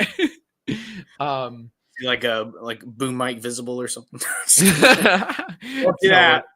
Make sure of that. No, before we get to the questions, I think let's just do we're gonna get to questions. I think let's just quickly go through the Indiegogo, and then we'll do a half hour for questions. Thank you guys for being so patient. Just gotta get through this homework, Just listening to us rant and all sorts of good stuff. Yeah. Let's just quickly go through this because how do I get it up here? Siri, there it is. How do we go? No. Woo. No. What? How do I'm gonna try to like make it like bigger. 1 second. Okay. You want to say something to like? I was gonna say that's what she said, but I don't know if I should. Not that kind of stream, Gerry. And your ratings just plummeted. Oh goodness. The stock market just crashed. All right, here we go. So no, I'm just like reading through the comments. Like, there's like kind of seeing what people are saying. Is there a question poll or something for Cobra Kai about Hawk or other characters? It's a question poll. I guess kind of my question to the fans is like, I guess, which characters probably which character arcs I guess surprised you the most? Like, who do you think had the most, I guess, development as a character, throughout the show, which is really tough for me because I feel like they all had pretty good, point A to point B, throughout the show. And I don't know, I'm just curious to kind of see like who the fans are really, related to the most, and who, like, I guess the biggest surprises for them. So I don't know. Good question. That's a good question. Guys, comment below. Comment below. Really quickly, I did want to bring up the Indiegogo because this is the big thing. Like, how are we able to make Kai Hards? Like, if this, like, we are, we're doing our best. We've been putting our money into it, but we also need your guys' help because there's a lot that goes into it. And so far, I mean, let's just over $10,000, which is like incredible. Like, thank you everybody who has donated. We're 37% towards our goal. And even though it says 10 days left, this is going to be an ongoing fundraiser. So if you guys can support in any way, it would mean the world. But if you can't support financially, even just sharing this on social media, spreading the word would help so much. So it's Kai Hards on Indiegogo. The link is in the description or the pinned comments. Do you want to just like quickly like tell everybody like some of the things that they could get like by if they support? Yeah. Let me pull it. It's probably easier if I pull it up here. Why is it moving like okay? Yeah. The bow of, I mean, it's pretty much just there for you guys. I mean, like $10, you get a bow of honor. It's like a thank you. Yeah, it's a good special thank you. If you donate 25, it's a social media. Dude, I don't know why it's doing this. Wait, I don't know. That's why I'm reading it on my iPad. I'm like, huh? Okay, there we go. There we go. Technology, man, you gotta. Yeah. Yeah, $50. You get your name in the credits. If you donate $100, you get a VIP screening. So whenever we screen it in LA, then you're totally invited. 2 tickets. 2 tickets. Is that where? Yeah, 2 tickets max. And then we have the 250, which no one has claimed this perk yet, and I'm a little sad that people don't want a live Q&A with us filmmakers. Anyone here who had any like idea that they were going to is probably like, I don't know now. No, it'll be amazing. Whoever claims it. Yeah, no, it'll be fun. It'll be a lot like this, but probably a little more. I don't know. I want to say formal because like it's just such a chill, casual, like not informal. I don't know. Like, I say it. Like we have a good time, and that's when a project is really good. Is when everyone involved is having a good time. It's pretty relaxed. We're keeping. We're keeping each other honest, like making sure, hey, let's get these posts out, or like, hey, let's, interact with the fans a little more, go and respond to their comments, so like, everyone's been really great. We don't micromanage each other. It's, I don't know. That's my takeaway from this project so far. Not that anyone's asked, but well, that's why we're here. Yeah. If you want to have a VIP screening and after party, where I'm not, we decided we're still deciding if it's dinner or what's. Again, all depends on funds, but $500, you definitely get some of those little backstage passes or sort of things with us. When we go out and have dinner or something. I don't know. We'll hang out, drink some lemonades. There you go. Oh, totally. Definitely lemonade. Only that. Yeah. Well, I don't drink, so that's what I'll be drinking. Are you even old enough to drink? I'm just kidding. Yeah, that pretty much sums it up. Wait. Where's the why are we? 2,500 sold out. Wow, the $1,000. Those went. I was very surprised. Those things went quick. Wow, that's amazing. That's where you get an associate producer credit. And it's, Wow. Yeah, so you get your name mentioned in the movie as an associate producer. You'll get your that's amazing. The name drop there. And you get bragging rights too.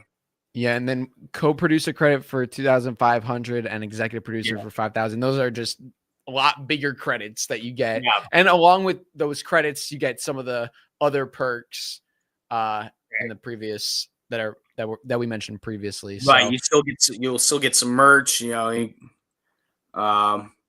My whole family ordered T-shirts and a couple hoodies, Nice. so we're excited for those. Yeah. So this is it. Yeah. Yeah, so if you guys want to check out the Indiegogo, please check it out. Please support us in whatever way you can. And now I am so sorry. We've been chatting a lot. I guess we're still gonna be chatting, but let's answer questions. Yeah. We're still gonna be talking, but there's been a few. I remember Melissa passed at the. Let me see if I can find it. Yeah. She said something earlier. Where was it? Because I think she was like one of the first comments or question comments. Are we going like all the way back up? I just it was a pretty good one too. I should probably just wrote it down. Crap, where is it? Oh yeah, here it is. Out of all the characters that we've had on this show, whose ending were you generally surprised by the most? This is for both of us, where it truly felt well deserved besides Johnny's. Bro, my God. Wait, dude. I am so sorry, but it's the funniest thing. You ever watch Drake and Josh? Snippets of it. I never saw the show, like seriously, no. But I know of it. Yeah, I know of the show. There was an episode. There was an episode where Josh got a new friend and it made Drake jealous. So Drake got a new friend. Josh's new friend was named Drew and Drake's new friend was Gerry. And they literally had the episode was called Drew and Gerry. And like seeing our names together, now I'm like, oh my God, Drew and Gerry. Oh my God. Was it spelled the same way as mine? I think it was with a J. Oh, okay. But still, seeing close enough. seeing it together, like kind of maybe like, oh my God. But anyway, I had to mention that. But thank you, Melissa, for putting our names together and giving me that realization. Core memory there. Yeah. Yeah, no, that's a good question. I don't know. I'm gonna let you take this one first, because where I felt it was where it felt well deserved, but besides Johnny's, I would say Tori maybe, because like Tori, Tori, like, dude, in seasons 2 and 3, I just did not like her character. She was just psychotic. She was psychotic. She was crazy. I was like, how could somebody stand by this girl's actions? And going to season 4. Dude, my mind was on Terry Silver and Johnny and Kreese and Miguel. Like Tori was not even a thought of mine. Meanwhile, Peyton List killed it. Her storyline was incredible, and Tori became like was a standout character for me in season 4. So I would say I really liked where Tori's storyline went. How about you? Yeah, I got to say, like I said earlier, I kind of related to her and her story a little bit in some ways. I liked Hawk. Like his character arc for me was like really, really. I feel like he's a little underrated when it came to it. I liked it, but I also kind of missed. Because I feel like he started out as like very this shy kid, and then went the other extreme, and then went back a little bit, and it's just like I felt like sometimes he found that good balance, and sometimes he's a little too nice. I don't know. It's just so like different from like what he became. But then it's just like I see what they were going for. He's going back. He started from this place, and then he went, on the total opposite side of the spectrum because he was trying to mask everything, right? And then he eventually returned to that kind of that shy kid. But now this time he's at least got the tools and confidence to go through life and make his own decisions and use his own voice, which I think was very important in the show for a lot of these characters, but especially him. A kid that he just had to find his voice. And I think I like how his story ended up. So yeah, definitely. But I like them all for different reasons, but that's like a different one, Mm-hmm. from what we've said already. Mm-hmm. For sure. So yeah, I don't know. Yeah, that was a great question. Yeah, and Melissa, thank you so much for being a member for 31 months. Wow, really appreciate that. Thank you so much. Oh my god, OG. Yeah. I think I saw in there too. She said she watched the show from the beginning, from season 1 and 2. Yeah, dedicated. 31 months. Wow, thank you so much. That's amazing. Love it. I'm not great at math, but that's almost 3 years, right? Wow. I think so. 36 months. Yeah. Yeah. Be 3 years. Yeah. Boom. I believe, right? Yeah. I don't know. Talking Shermany, who's been a member for 50 months. Oh my goodness. Wait. You've been dethroned. Just kidding. That's like over 4 years. Jeez. Wow. So glad Gerry's here to share this milestone. Drew was the first Cobra Kai fan I met, and vice versa. Yes, that is true. I hope I can contribute to Kai Hards in some way. Yeah. I met Nate in New York City, like before I even had the YouTube channel, 6-7 years ago, because there was a Homeless Lynn meetup. The actress for Homeless Lynn. Met her in person. Which one? The actress for Homeless Lynn, Susan Gallagher. Oh my god, I love her. Okay, that's one thing. Side note, I was really pissed that they kind of cut her character out because I feel like she just disappeared. I know. I'm like, yo, I want more of that, like that banter between her. So Go funny. be Corey elsewhere. It's so funny. When she like gets into the kid or like knocking on their windows. What was the two girls, Moon and who's the other girl? Dimitri's girlfriend. I forget her name. Yasmin. Yeah, that's right. It's just like, I'm not going to hurt you. Yeah, we were talking about her at the convention about Homeless Lynn. I remember you really like loved her. I want to mess with a burrito. That line is that's my favorite line. Oh my god, we love Homeless Lynn. Yeah. And Talking Straight with Nate, thank you so much for the $5 super chat. Really appreciate that. This is my 50th month milestone pin. Drew and I. Oh yeah. So I think. Did you just send that? Wait. Because I read an earlier comment from you, but I hadn't read it yet. But thank you so much. Really appreciate the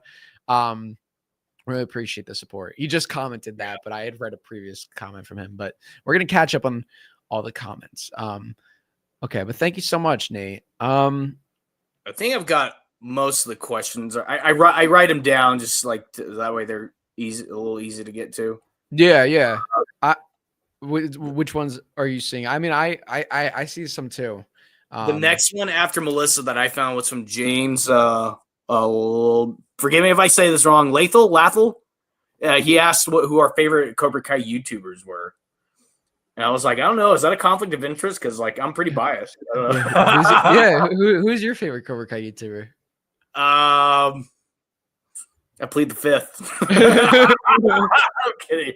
I mean, obviously Cobra Kai Kid. I'm not like I'm contractually obligated to say that. Yeah, Cobra Kai Kid's your favorite? What? Yeah. Why is Cobra Kai Kid your favorite? Oh, now we're just feeding his ego. So let's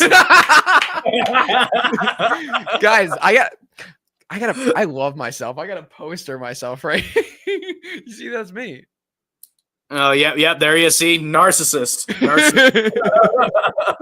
Oh my goodness. No, there are a lot of great Cobra Kai YouTubers. Yeah.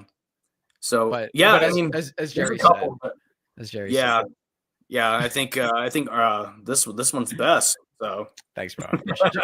Even though you have to say that. Yeah. I'm forced. They got a gun on me right now.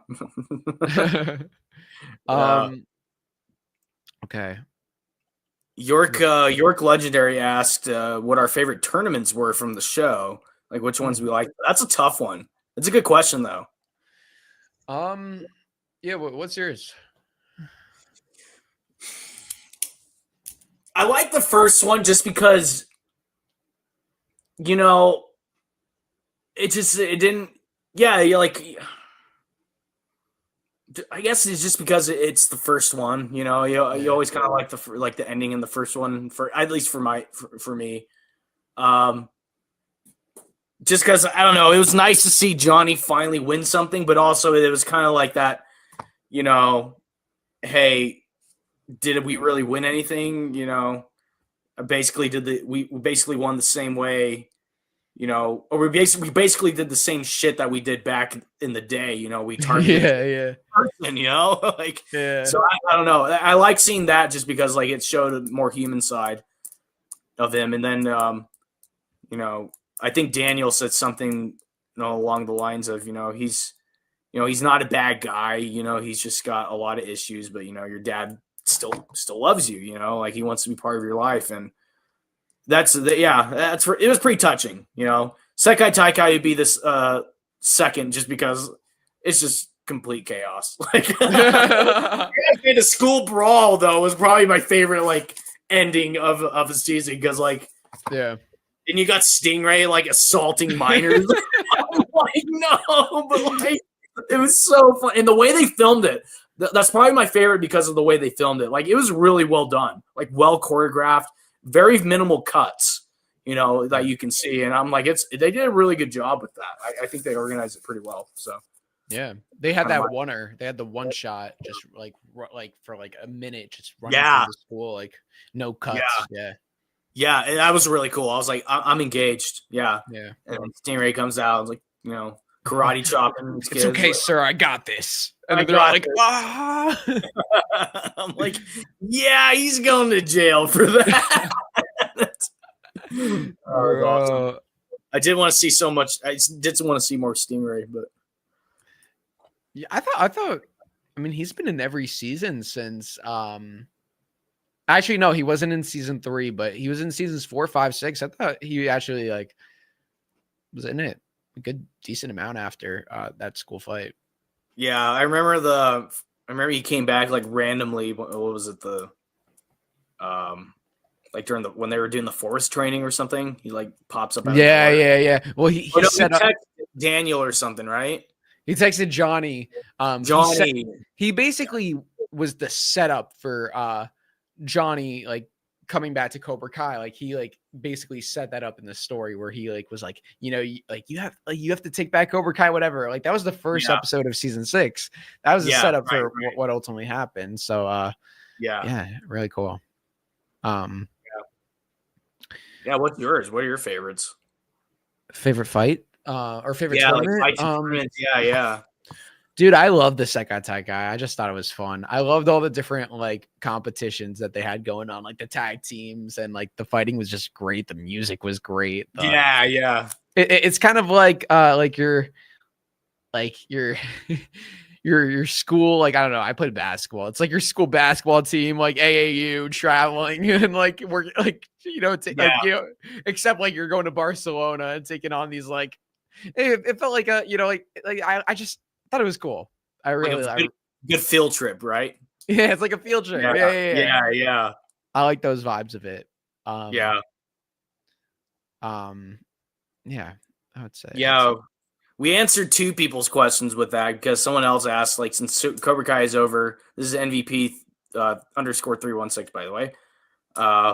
What is your favorite fight of season 6? Oh, excuse me. He asked specifically season 6. Favorite fight? Yeah, I would say Sekai Taikai because that was like the big one, like the final brawl. Yeah. But I really liked Robbie versus Axel. I thought that was a good fight. Oh yeah. Because that was like a real back and forth. That was a real back and forth.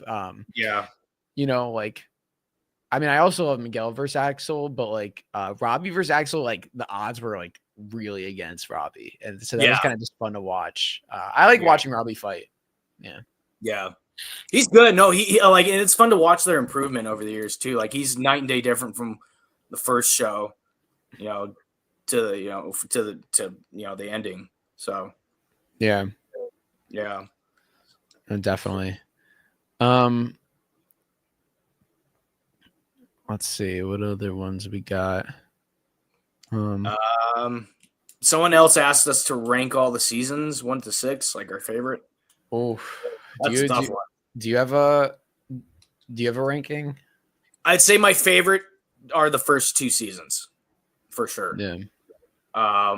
Just in terms of like, I don't know, quality and like, I don't know, like they're all good. Like that's what's hard. It's hard to answer that exactly, but I'd say my top 2 were seasons 1 and 2, and then when Chosen makes an appearance, is that 3 or is that 4? That's 3.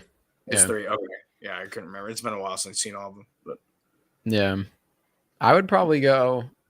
My list is always changing. I would probably go in order from favorite to least favorite, and not saying that like it's like I don't like it. It's just maybe, like it's just what connected with me more. I'd go 1, 4, 6. Okay.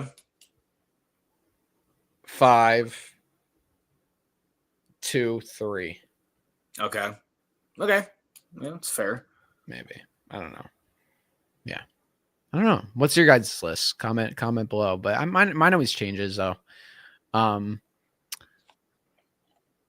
Let's see.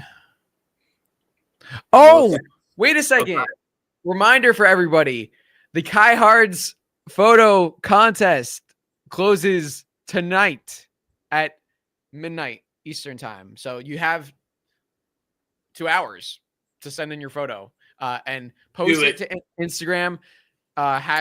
Use the hashtag I'm a Kai Hard. Yeah. Nice. Yeah. We want to see more of those. We got some really good submissions. I know it's gonna be hard to pick one. They're all so good. They're all good. It's like, we're gonna have to we'll have to discuss that, you, me, and Kayvon. But like post if you guys have a photo of yourself doing a karate move or something, post that on Instagram. Use the hashtag I'm a Kai Hard. It has to be a post, not a story. And do it in the next 2 hours, please. Yep, you got time. Go find a beach or somewhere.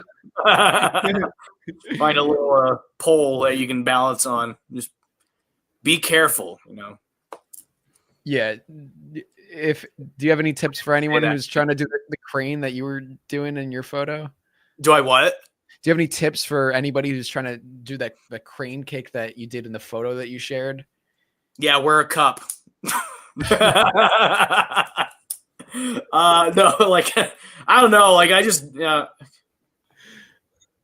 don't try it. I don't know. Don't try it at home. I'm trying to be clever and it's not working. Actual advice, I don't know. Just find your center of gravity and just do what you do what you can. If you feel like you're falling off, just make sure where you fall isn't going to kill you. Oh my goodness. Yeah. Want to get tall? Want to get taller? Train harder. Show train harder. Show no mercy. Just got to yell at my growth plates. I'm still waiting for that growth spurt I was supposed to have that the doctor said I'd always get. Never happened. I'm still waiting. Wait, you want to read this one? Yaya is a Sith Lord. Her bathroom makes the cage Grace was trapped in her Vietnam look like Weenie Hut Juniors. What?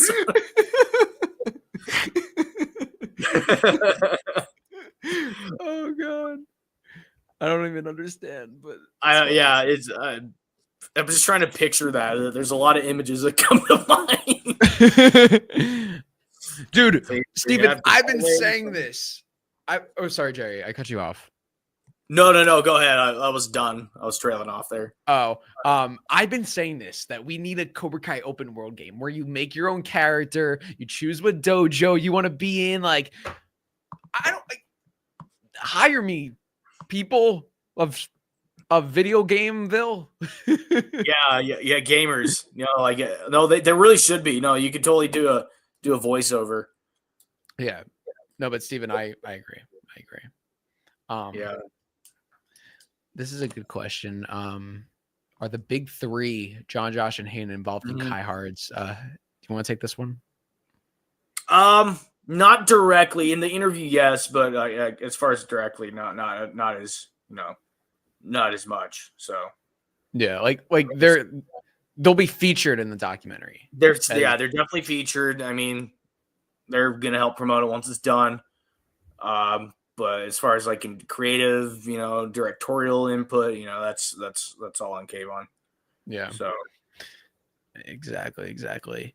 Natalie was at MegaCon Orlando. Shout out to Natalie. Okay. Yeah, I missed that one, unfortunately. It's good to see you. Okay. Grodrick asks, are you going to the Cobra Kai convention in New Jersey on May 30th to June 1st? Yeah, a couple people have asked that. Yeah, let's talk about this. By the way, I didn't know that they added John Kreese, Sensei Kim. Where was that announcement? I don't know. I didn't know there. Let me search that up. You want to answer that one, or are we going, or are we not going? I'm planning on it. Yeah, I'm planning on. Marty Kobe's going. Oh, and wait. Oh, I'm sorry. I'm so sorry to interrupt you. Wait. No, you're good. Wait, dude. Oh my God. Wow. Which one's Kara again? Kara? Why am I not remembering? Wait, I'm like so confused. Sensei Kim. Sensei Kim's the. Wait, Kara. Are we talking about the grandpa? Wait, Kara. What? Which one's Kara? Kara. Wait. Oh, she was Team Ireland or whatever. One of the fighters for Team Ireland. She was at the Sekai Taikai. Oh, really? Yeah. Oh, okay. All right, that'll be cool. So I love the Irish in that one. That was awesome. Yeah, and then you have Nikita Teterev, who's a stunt performer. He's gonna be there. Oh shoot, dude! I didn't even know they announced Kim Da-eun, Alicia Hannah Kim, Yuji Akamoto chosen, Marty. Okay, awesome. Sorry, I just got excited. Okay, yeah. Are we going though? I'm planning on it. Yeah, yeah. Yeah, I'm planning on. June May 30th to June 1st. Yep. It's actually going to be they changed it to the 31st of the 1st. It was going to be the 30th, but that's what I thought. Okay. Yeah, they took out a day, unfortunately. It was originally going to be 3 days, but they just, I don't know. Yeah. But dude, what is that? I said, yeah, we're planning on going, so hope to see y'all there. Yeah. This is going to be an exciting one. We're going to be going. We are going to be, doing interviews. We are going to be getting footage for the documentary. So if you want to be in the documentary for Kai Hards, go to New Jersey Con and you might just have a shot at being a part of it. Yes. And if you see us guys ever just walking around with cameras, don't be intimidated. Just come up and just say, hey, what's up? We love chatting with you. We love, we want to get all the Cobra Kai fans, the Kai Hards involved in this. So, yeah. Right. Yeah. Guys better show up. Show up and show no mercy. So yes, we will be going. How did the idea for this doc even come to be? And what kind of permissions, if any, did you have to do to get it? Says Justin. Good question. I think, well, Gerry, you kind of talked about this, how how Kayvon approached you. I guess I could say it from my perspective. Yeah, like what was your day one? Yeah, tell them what your day one was. Yeah. I for like a while have had the idea of a Cobra Kai documentary. Like I just thought if I'm not gonna do it, someone should do it. I just thought it would be a cool thing. Just to explore this franchise and the behind the scenes of it. And I had known Kayvon for a few years. I interviewed him for the More Than Miyagi documentary. And we kept each other's contact. We stayed in touch. And then I just reached out to him. I was like, hey, have you ever thought of a Cobra Kai documentary? And he said that, he was actually thinking about doing that, but wasn't sure like when or if the timing was right or, got other projects came up. But he said that like, me bringing it up to him was kind of like this might be the time to do it. Like this might be a sign. And then, so then we started working on it. Then you got brought on board, which we had never met. Like I didn't know you until Cave On. Columbus, yeah. yeah. We met we've only met once in person for a few days, but we grew really close. We spent a lot of hours working together. We chatted about life and we played some Guitar Hero and, and Heads Up. And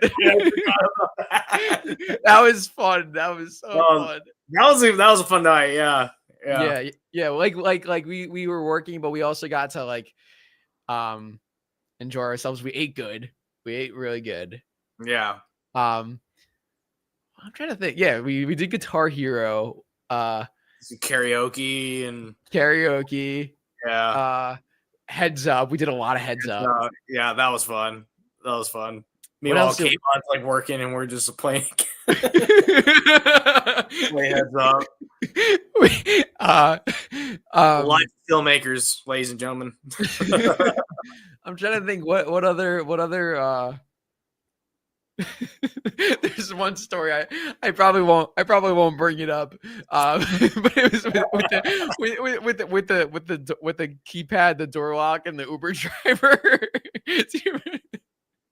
The Uber driver and the God, I remember something happened. I think I blocked it out because it was so stupid.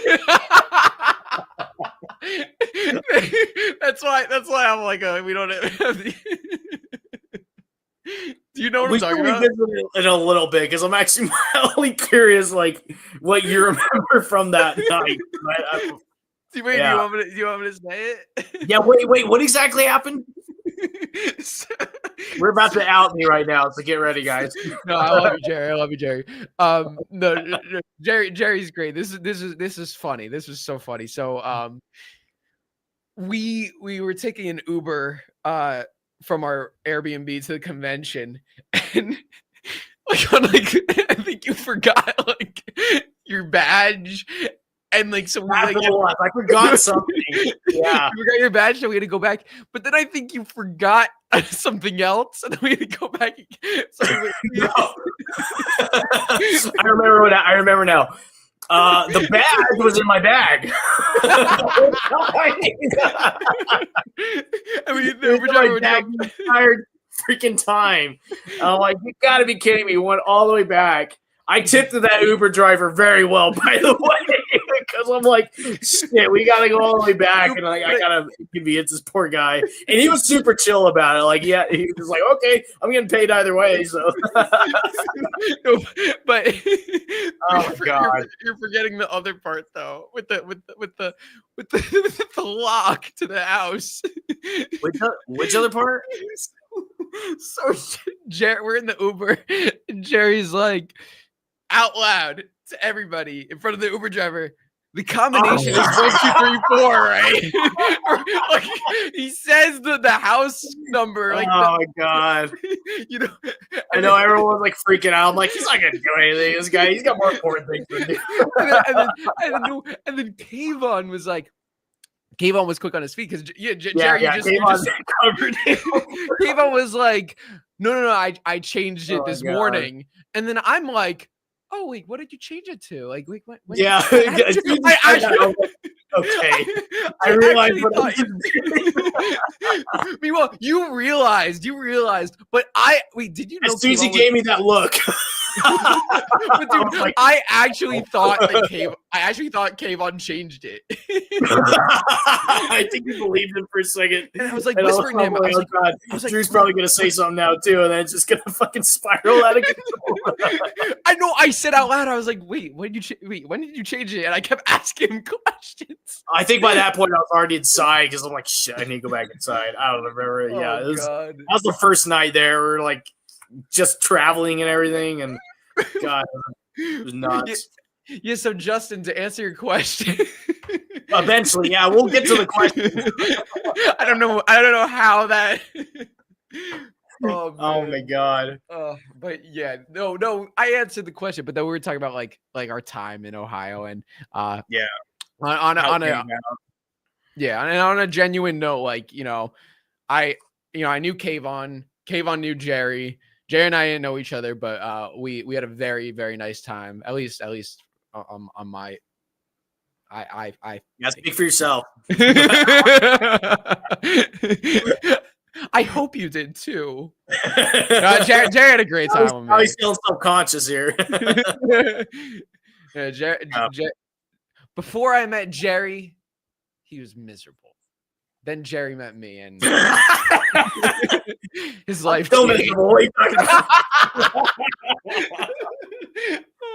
Oh my god! Even though like the kids I teach, they're like, Mr. G, you're a little more grumpy than usual. No, it's been fun. No, yeah, we really got to know each other pretty fast, and Kayvon's just been a great mentor for both of us, really, because I've learned more from that guy and sitting with him for even an hour than I feel like I can looking online for stuff. Like you learn from people who have done it, who have who have stripes, as they say, and he's definitely put in the work, he's put in the time. So we have a gold mine there, when it comes to education. So 100%. So yeah, and permissions. I mean, as long as we don't use any of their logos, we're fine. We can't use the Cobra Kai, so that's why we just Kai Hards, the Cobra. We had to make our own, and just that's like a Kayvon question, I feel, or unless are you familiar with that? I mean, that's a whole thing. Yeah, no, like legally, I can only say so much about it, but just like we've got the blessing. Obviously the producers are part of it, so they're fine with it. We've got agents' permissions, managers' permissions. Like we got Rick. Rick's a big part of why we're able to do half of the stuff. Yeah, and that's probably underestimating him a little bit, because like Rick's been really helpful, like behind the scenes, and so that's where the magic happens. So you underestimate his power. Yeah, exactly. You will not take her from him. You will try. Are you gonna see it in theaters next week? I heard it's getting a re-release. Yeah. I think I'm gonna go see it. And if I can get no one else to go, well, I'll just I'll go on my own. Dude, I always go to the movies by myself. Yeah, see, I've never actually done that. Yeah. Well, never actually done it, but this is first for everything. Yeah. Every time. Yeah. Going with a babe. Taking different babes to the movies, right? Oh yeah, totally. Yep. Yeah, every single time. I just got them lined up in my DMs, right? Well, now that you're a Kai Hards producer, I'm still single. Hint. Just wait until the doc comes out. Yeah. There you go. I really like this question from Melissa. What's been the most inspiring for both of you while working on this project? What have you really learned from it? That's a good question. Yeah. Mine in short was just like, understanding, like recognizing in people. That's kind of been the lesson from the show. Like, I think as like a personal journey, it's just like everyone's got their story, and Cobra Kai did a great job showing their stories. And some people just got to give them space. You got to let them come to you. You can understand. People got stuff they're dealing with.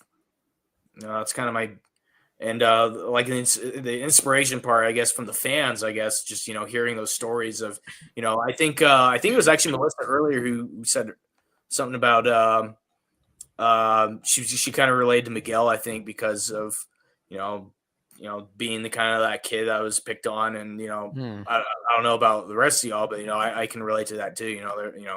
I think we've all been picked on, at some point, and it's not a good feeling, but it's I guess so, like hearing those stories that people, it kind of humanizes the show and humanizes the characters, because these are things that real people deal with, and this is why, they put them on the screen. So I think that's kind of been, that's definitely hit pretty close to home for the most part for me. Yeah. Great answer. Yeah. I would say for me, like I'm about to graduate from college. So that's pretty, a lot of emotions there. Nerve-wracking, exciting, all that. And I did study filmmaking in school, and going in to college, I was excited because I'd been making movies and been doing YouTube and stuff, and I really loved creating videos and storytelling. And then I had experiences in college where I was making films that I was not super happy, and I was like, is this something I want to do? Because I'm not having these good experiences. I'm working with some people that this just doesn't feel good. Is this what it's like? Because if this is what it's like, I don't know if this is for me. And then we started Kai Hards, and getting to, find love for filmmaking again has just been so rewarding. And, just every day working on this project, just like, I just pinch myself, because it's like, it's filmmaking and it's Cobra Kai.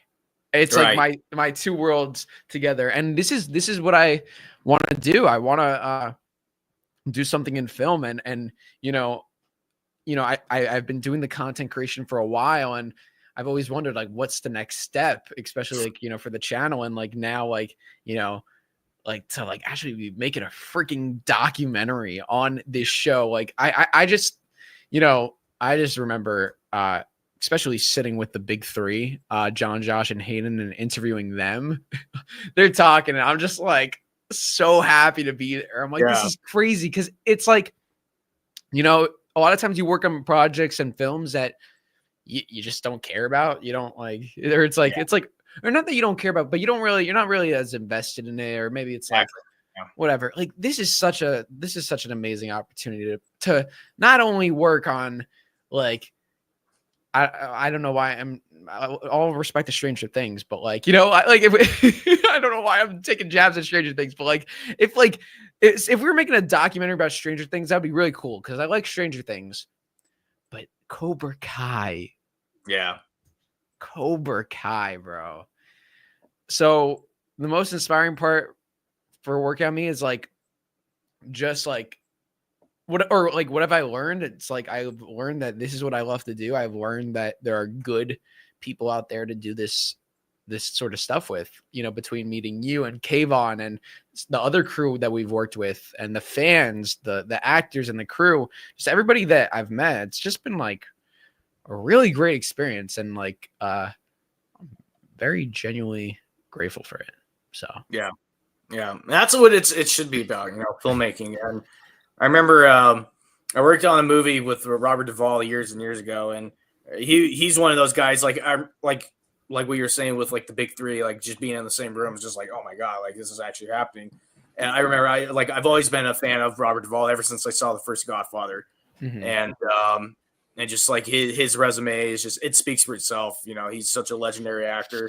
And then when I was like on set with him, I was like, holy shit, that's Robert Duvall. And how easy he was to talk to. His wife was amazing. He loved soccer, and that's how he and I got started, start talking. But he said that, something really interesting that I've never forgotten. He's just like, smaller budgets are where it's at with movies. Like big budgets are great. Obviously you got a lot more perks that come with them, but also he's like, with every dollar comes a little more BS. And so, these closer projects where like everyone is on the same page and not just doing it for a paycheck, it's where real creativity happens, and like, I feel like it's very evident in what we've done so far.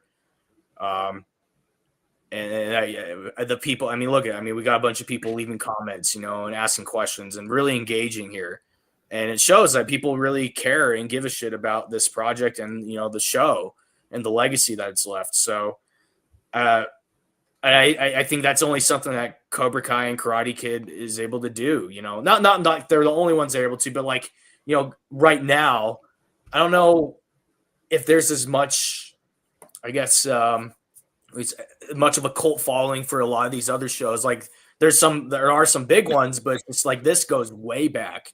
This has history. Has some roots. It's not just a new show that everyone's talking about.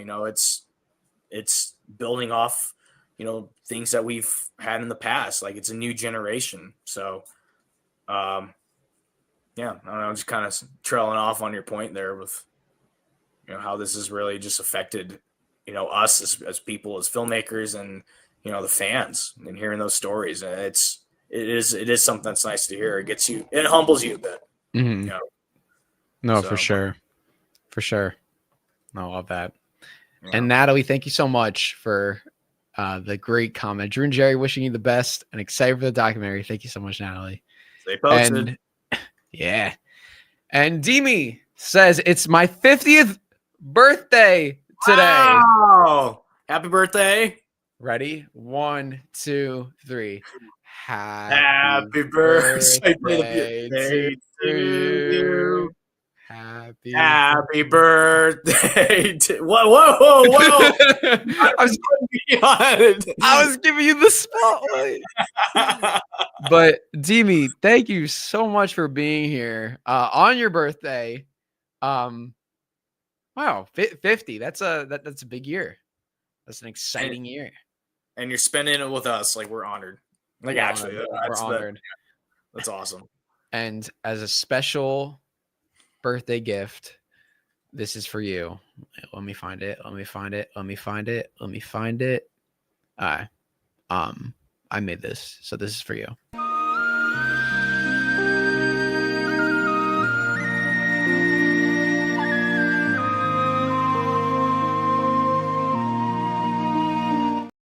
I don't know why I showed that one. I forgot. I don't know what is going on.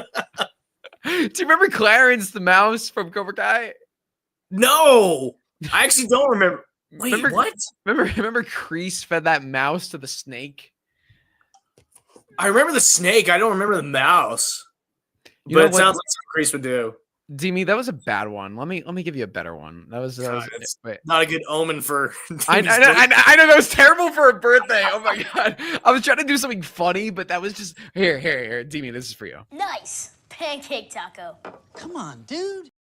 Oh, this kid, that kid. I love him.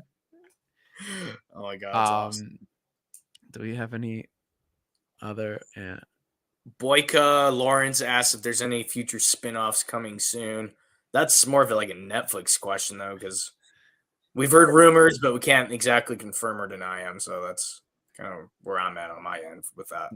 Yeah. If you or anything.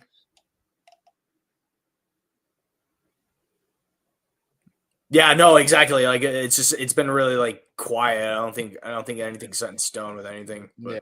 If you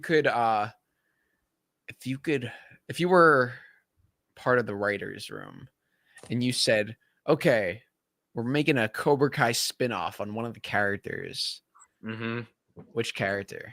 And that's tough because like I feel like we've already got Daniel, so he's got a whole trilogy set, he's good. Johnny pretty much had this whole show dedicated to him. That is true. So I don't know. It'd be kind of cool to see the kids in like college and just kind of see what they're doing in their different, times, and maybe eventually like it leads to the end of that season where it brings them back together somehow. Kind of like, I don't know. I'm sure there's a show where they've done something like that, but yeah, I guess. Yeah. Jeez, I don't know. Miyagi would be a good one. I feel like Miyagi would be a good. Kreese. I mean, we got a little of his backstory. I want to see more about Silver, though. Yeah. Especially a villain spinoff. I agree with you. I think Silver would be a very fun one to watch, but are we talking like Silver as a kid? Are we talking like what went wrong? Is what how far back do we need to go? Oh my goodness. Well, oh my god. Well, it's interesting because I think we need to see I think the gap between it would be interesting to see after the war, when he was Twig. Remember, he was he was like this scared kid, and definitely he was nothing like Silver. And then in Karate Kid 3, he's this crazy psychopath. I would like to see that area of what happened there that made him so psycho. Yeah. And then flashbacks to more like the war stuff, because but I feel like I'd change. I don't know. Be curious to see what they do if they decide to go that route, or it could go in a bunch of different directions. Like hell, even Zara could have her own spinoff because she's got a pretty big following. Yeah, the actress or the character. Well, the actress and the character, because she's got I think she is a pretty decent name, right? Raina Valentingham. Yeah. Yeah. Now that'd be cool. An Iron Dragon spinoff. Yeah. Yeah, that'd be Axel, I will destroy you. I will destroy you. I think it's funny how his name is, or how the names are Iron Dragons, kind of like Ivan Drago from Rocky. Oh, shoot. I don't know if it's a good one, but hey. Dude, wait. Is this spelled I-V-O-N? No, it's Ivan. I-V-A-N. In Rocky. Ivan Drago. Oh, yeah, take out the ins, and it's Drago. Right, yeah, it's the same initials, so I'm like, hey, maybe they thought there's a lot of 80s movie references in this show, so I think that's what they were referencing with him. That's pretty cool, though. Never know. This is the nicest comment. Melissa says, "This has been the most amazing live stream ever. Drew and Gerry, you guys are the best, most kindest, smartest, genuinely creative people ever. I'm proud to be a member and glad to be on this live." Stop. Well, oh god, Gerry, it is so great to have you on here and chatting with you. I know this is your first time on the channel, so I'm glad everybody's enjoying having you on, and of course, I hope so. Hopefully, you didn't lose any fans. If any of y'all don't want to, return, then I understand. But just don't comment it because we don't want to hurt anyone's feelings. I have a thick skin. Come on. I know karate. He'll get you from the screen. But Melissa, that is very sweet of you. Thank you so much. Always appreciate all your comments and your support. You are incredible. Let's do a few more. Is that okay with you? Oh yeah, no, I got all night, dude. I don't care as long as everyone gets their questions answered. There's Alan M 2024. He said, "What's your favorite of the original Karate Kid movies?" On 3, let's say it together. Do you have yours? Yes. Okay, ready? 1, 2, 3, 1. Yeah. Yeah. Okay. All right. Oh wait. Imagine I said, "What would you do if I said 4?" 4. I probably would have just left. I probably would have just left. No, can't do this. Can't work together. This is a hostile work environment. I'm just kidding. I mean, I'm known for my unpopular takes because I have Attack of the Clones as my second favorite Star Wars movie ever. Which is your first? Revenge of the Sith. Okay, it's pretty epic because it wraps everything up. So yeah, and Attack of the Clones second, but we're talking Karate Kid. Dude, I remember when that came out. Oh my god, that was nuts. It was wild. Your move. Obi-Wan. Yeah, Attack of the Clones. It's been a while since I've seen that one. But you turn to get. Did we quote it? Wait. Wait, where are we doing Star Wars lines in Ohio? How infectious that franchise is. I think we were. I think we were quoting Star Wars. Yeah. But yeah, I think first Karate Kid is just yeah.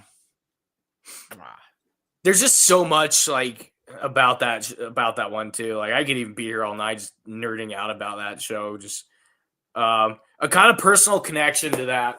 I gotta brag, about my parents. Well, my dad specifically in this case.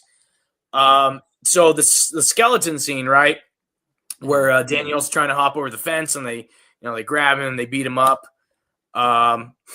So Fumio Demura, the stunt double coordinator, they were having a hard time getting that take right because like timing, like the actors, like it was really tough. And so Demura was like, okay, give me the rest of the day. I'll call up some students. I'll have them come out here, and because he'd been made a name for doing demonstrations like all over the world and all over the U.S. And that's what he was known for. It's just like he on the spot kind of choreography. Like this guy was a genius. And he's like, we can get it done by the end of the week, And I think they'd already spent like a week shooting that scene, and it just wasn't exactly what they wanted. And so my dad was actually called up as one of the stunt doubles to help film that scene. But this is where my dad definitely regrets his decision. His work, they threatened to fire him if he took time off work to go fly over there. And he had been a student of Demura for a while, and so he regrets it still to this day. But that's like the personal connection. So my dad was almost featured in the movie, but wasn't meant to be. But it's still cool, because I mean they were both, him and my mom were both in that community. My dad fought Chuck Norris's brother in a match and during a tournament, and so they met Chuck Norris, Van Damme, Wesley Snipes back in the day, Arnold Schwarzenegger. So yeah, I mean, yeah, it's a pretty tight knit community. Like once you get into it, like, and karate people, I just feel like, I don't know, because of that discipline, they're really, really fun people to get, to talk to and to, get along with. So yeah. Wow, so interesting. That's kind of my that's my Karate Kid story. Yeah, that is amazing. I didn't know that. That's really cool. I never told you that. I don't think so. Okay. Yeah. No, it's maybe you did, and I just wasn't listening. No, I'm kidding. Oh, that's everyone. No. No, I'm trying to think. Maybe you had mentioned it. I don't know. I have a bad memory, but that's really cool. That's really cool. Yeah, I wish he'd have done it. Like, and he wishes that too. I'm like, yeah. Hey, everything happens for a reason. Yeah.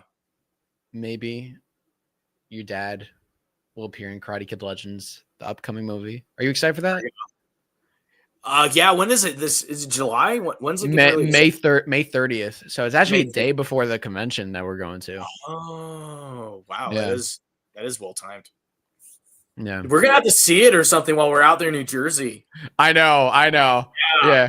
Well, I'm gonna see it either on the 30th or if it might drop like a few days before. Sometimes they do like the early screenings. Gotcha. I don't know. I'll have to see, but if we're together for it, we gotta go check it out. Yeah, totally. That'll be fun. Yeah, we'll drag Kevin around too. yeah. Oh, that'd be awesome. Let's take one more question. But let's do a Kai Hards question. So if anybody has a question on Kai Hards, which is the Cobra Kai documentary that we are working on, please comment that below, and then I think we're gonna sign off because what is it? It's 8:30 for you right now. PM. Yeah, it's 8:30. Yeah, so 10:30 PM for me. So nice. I gotta go catch some Z's. But let's take some more Kai Hards question, or let's take one more Kai Hard question. But I guess in the meantime, while we wait for that, Gerry, where can the folks find you on social media? Oh yeah, I mean, I'm tagged in pretty much all the Kaihard posts, so like, yeah, you can go look for me there. It's Gerry Garcia official. I put official just inflate my ego a bit, make myself bigger. Yeah, that's pretty much where I am mostly. I'm also on Facebook too, same name, Gerry Garcia, but I interact mostly on Instagram with the documentary and Cobra Kai Kid over here, and I'm usually commenting on the posts as well, like when people ask questions. So that's kind of my job, just to kind of keep people informed, help do some filming once we're on set and on location, and yeah. So yeah, that's pretty easy to find me. Yeah, I'm an open book. So, and a lot of you here have like messaged me as well too. So it's good to talk to you guys and really get to start getting to know some of you. So yeah, appreciate the support. Definitely, like, it means a lot. No, for sure. Well, we're honored to have you here and part of this, and you can check me out, Cobra Kai Kid. Yeah, of course. Yeah, we're gonna do 2 questions because Irish Animal has a question that hasn't been answered. Isn't it weird how every time there's a tournament, it's under 18, even though the show is over the span of 3 years? No, they yeah, we don't. Yeah, you can't really think about the logic too much because no, but it was they were 16 in the first one. They were probably like 18 or 17 in the second. No, they had 16 in the first one, maybe 17 in the second one, and then yeah. And then the third one, the Sekai Taika, I don't know if there was did you have to be under 18 for that? I think they're still in high school, so yeah, they would have been 18. I think they're freshmen for the first one, or at least sophomores. They're sophomores. Okay, yeah. You probably know. I don't know. Yeah, I just That's a good point, though.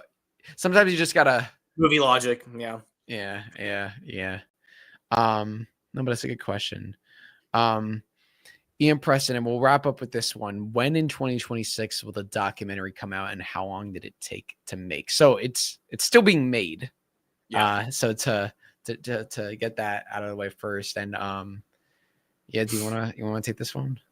Yeah, probably not 100% sure when in 2026, but we're looking around summer. A lot of it depends on the footage we get. These next couple conventions and the editing process thereafter. So, but definitely 2026. We're not going to prolong it any longer than that, hopefully. So, yeah, because we've got a lot so far. So we're pretty much we're getting there. Yeah, it's about as much as I can really say about that. It's still kind of in the open, I guess. Yeah. Safe to say 2026, but no specific date yet. But I mean, keep following. You guys will see the updates, and once we get a date finalized, then you'll be the first to know. Yes, sir. Yeah, we'll know a little bit beforehand. But guys, thank you so much for joining. If you want to help support us, Kaihards on Indiegogo, link is in the description, in the pinned comments, or if you just search up Kaihards on Indiegogo, you can help donate and get some cool perks such as a thank you credit in the film, a producer credit. You could get a private Q&A with us filmmakers. You can what else do we got? VIP screening, after party. Like, there's a lot of really cool stuff. Anything helps.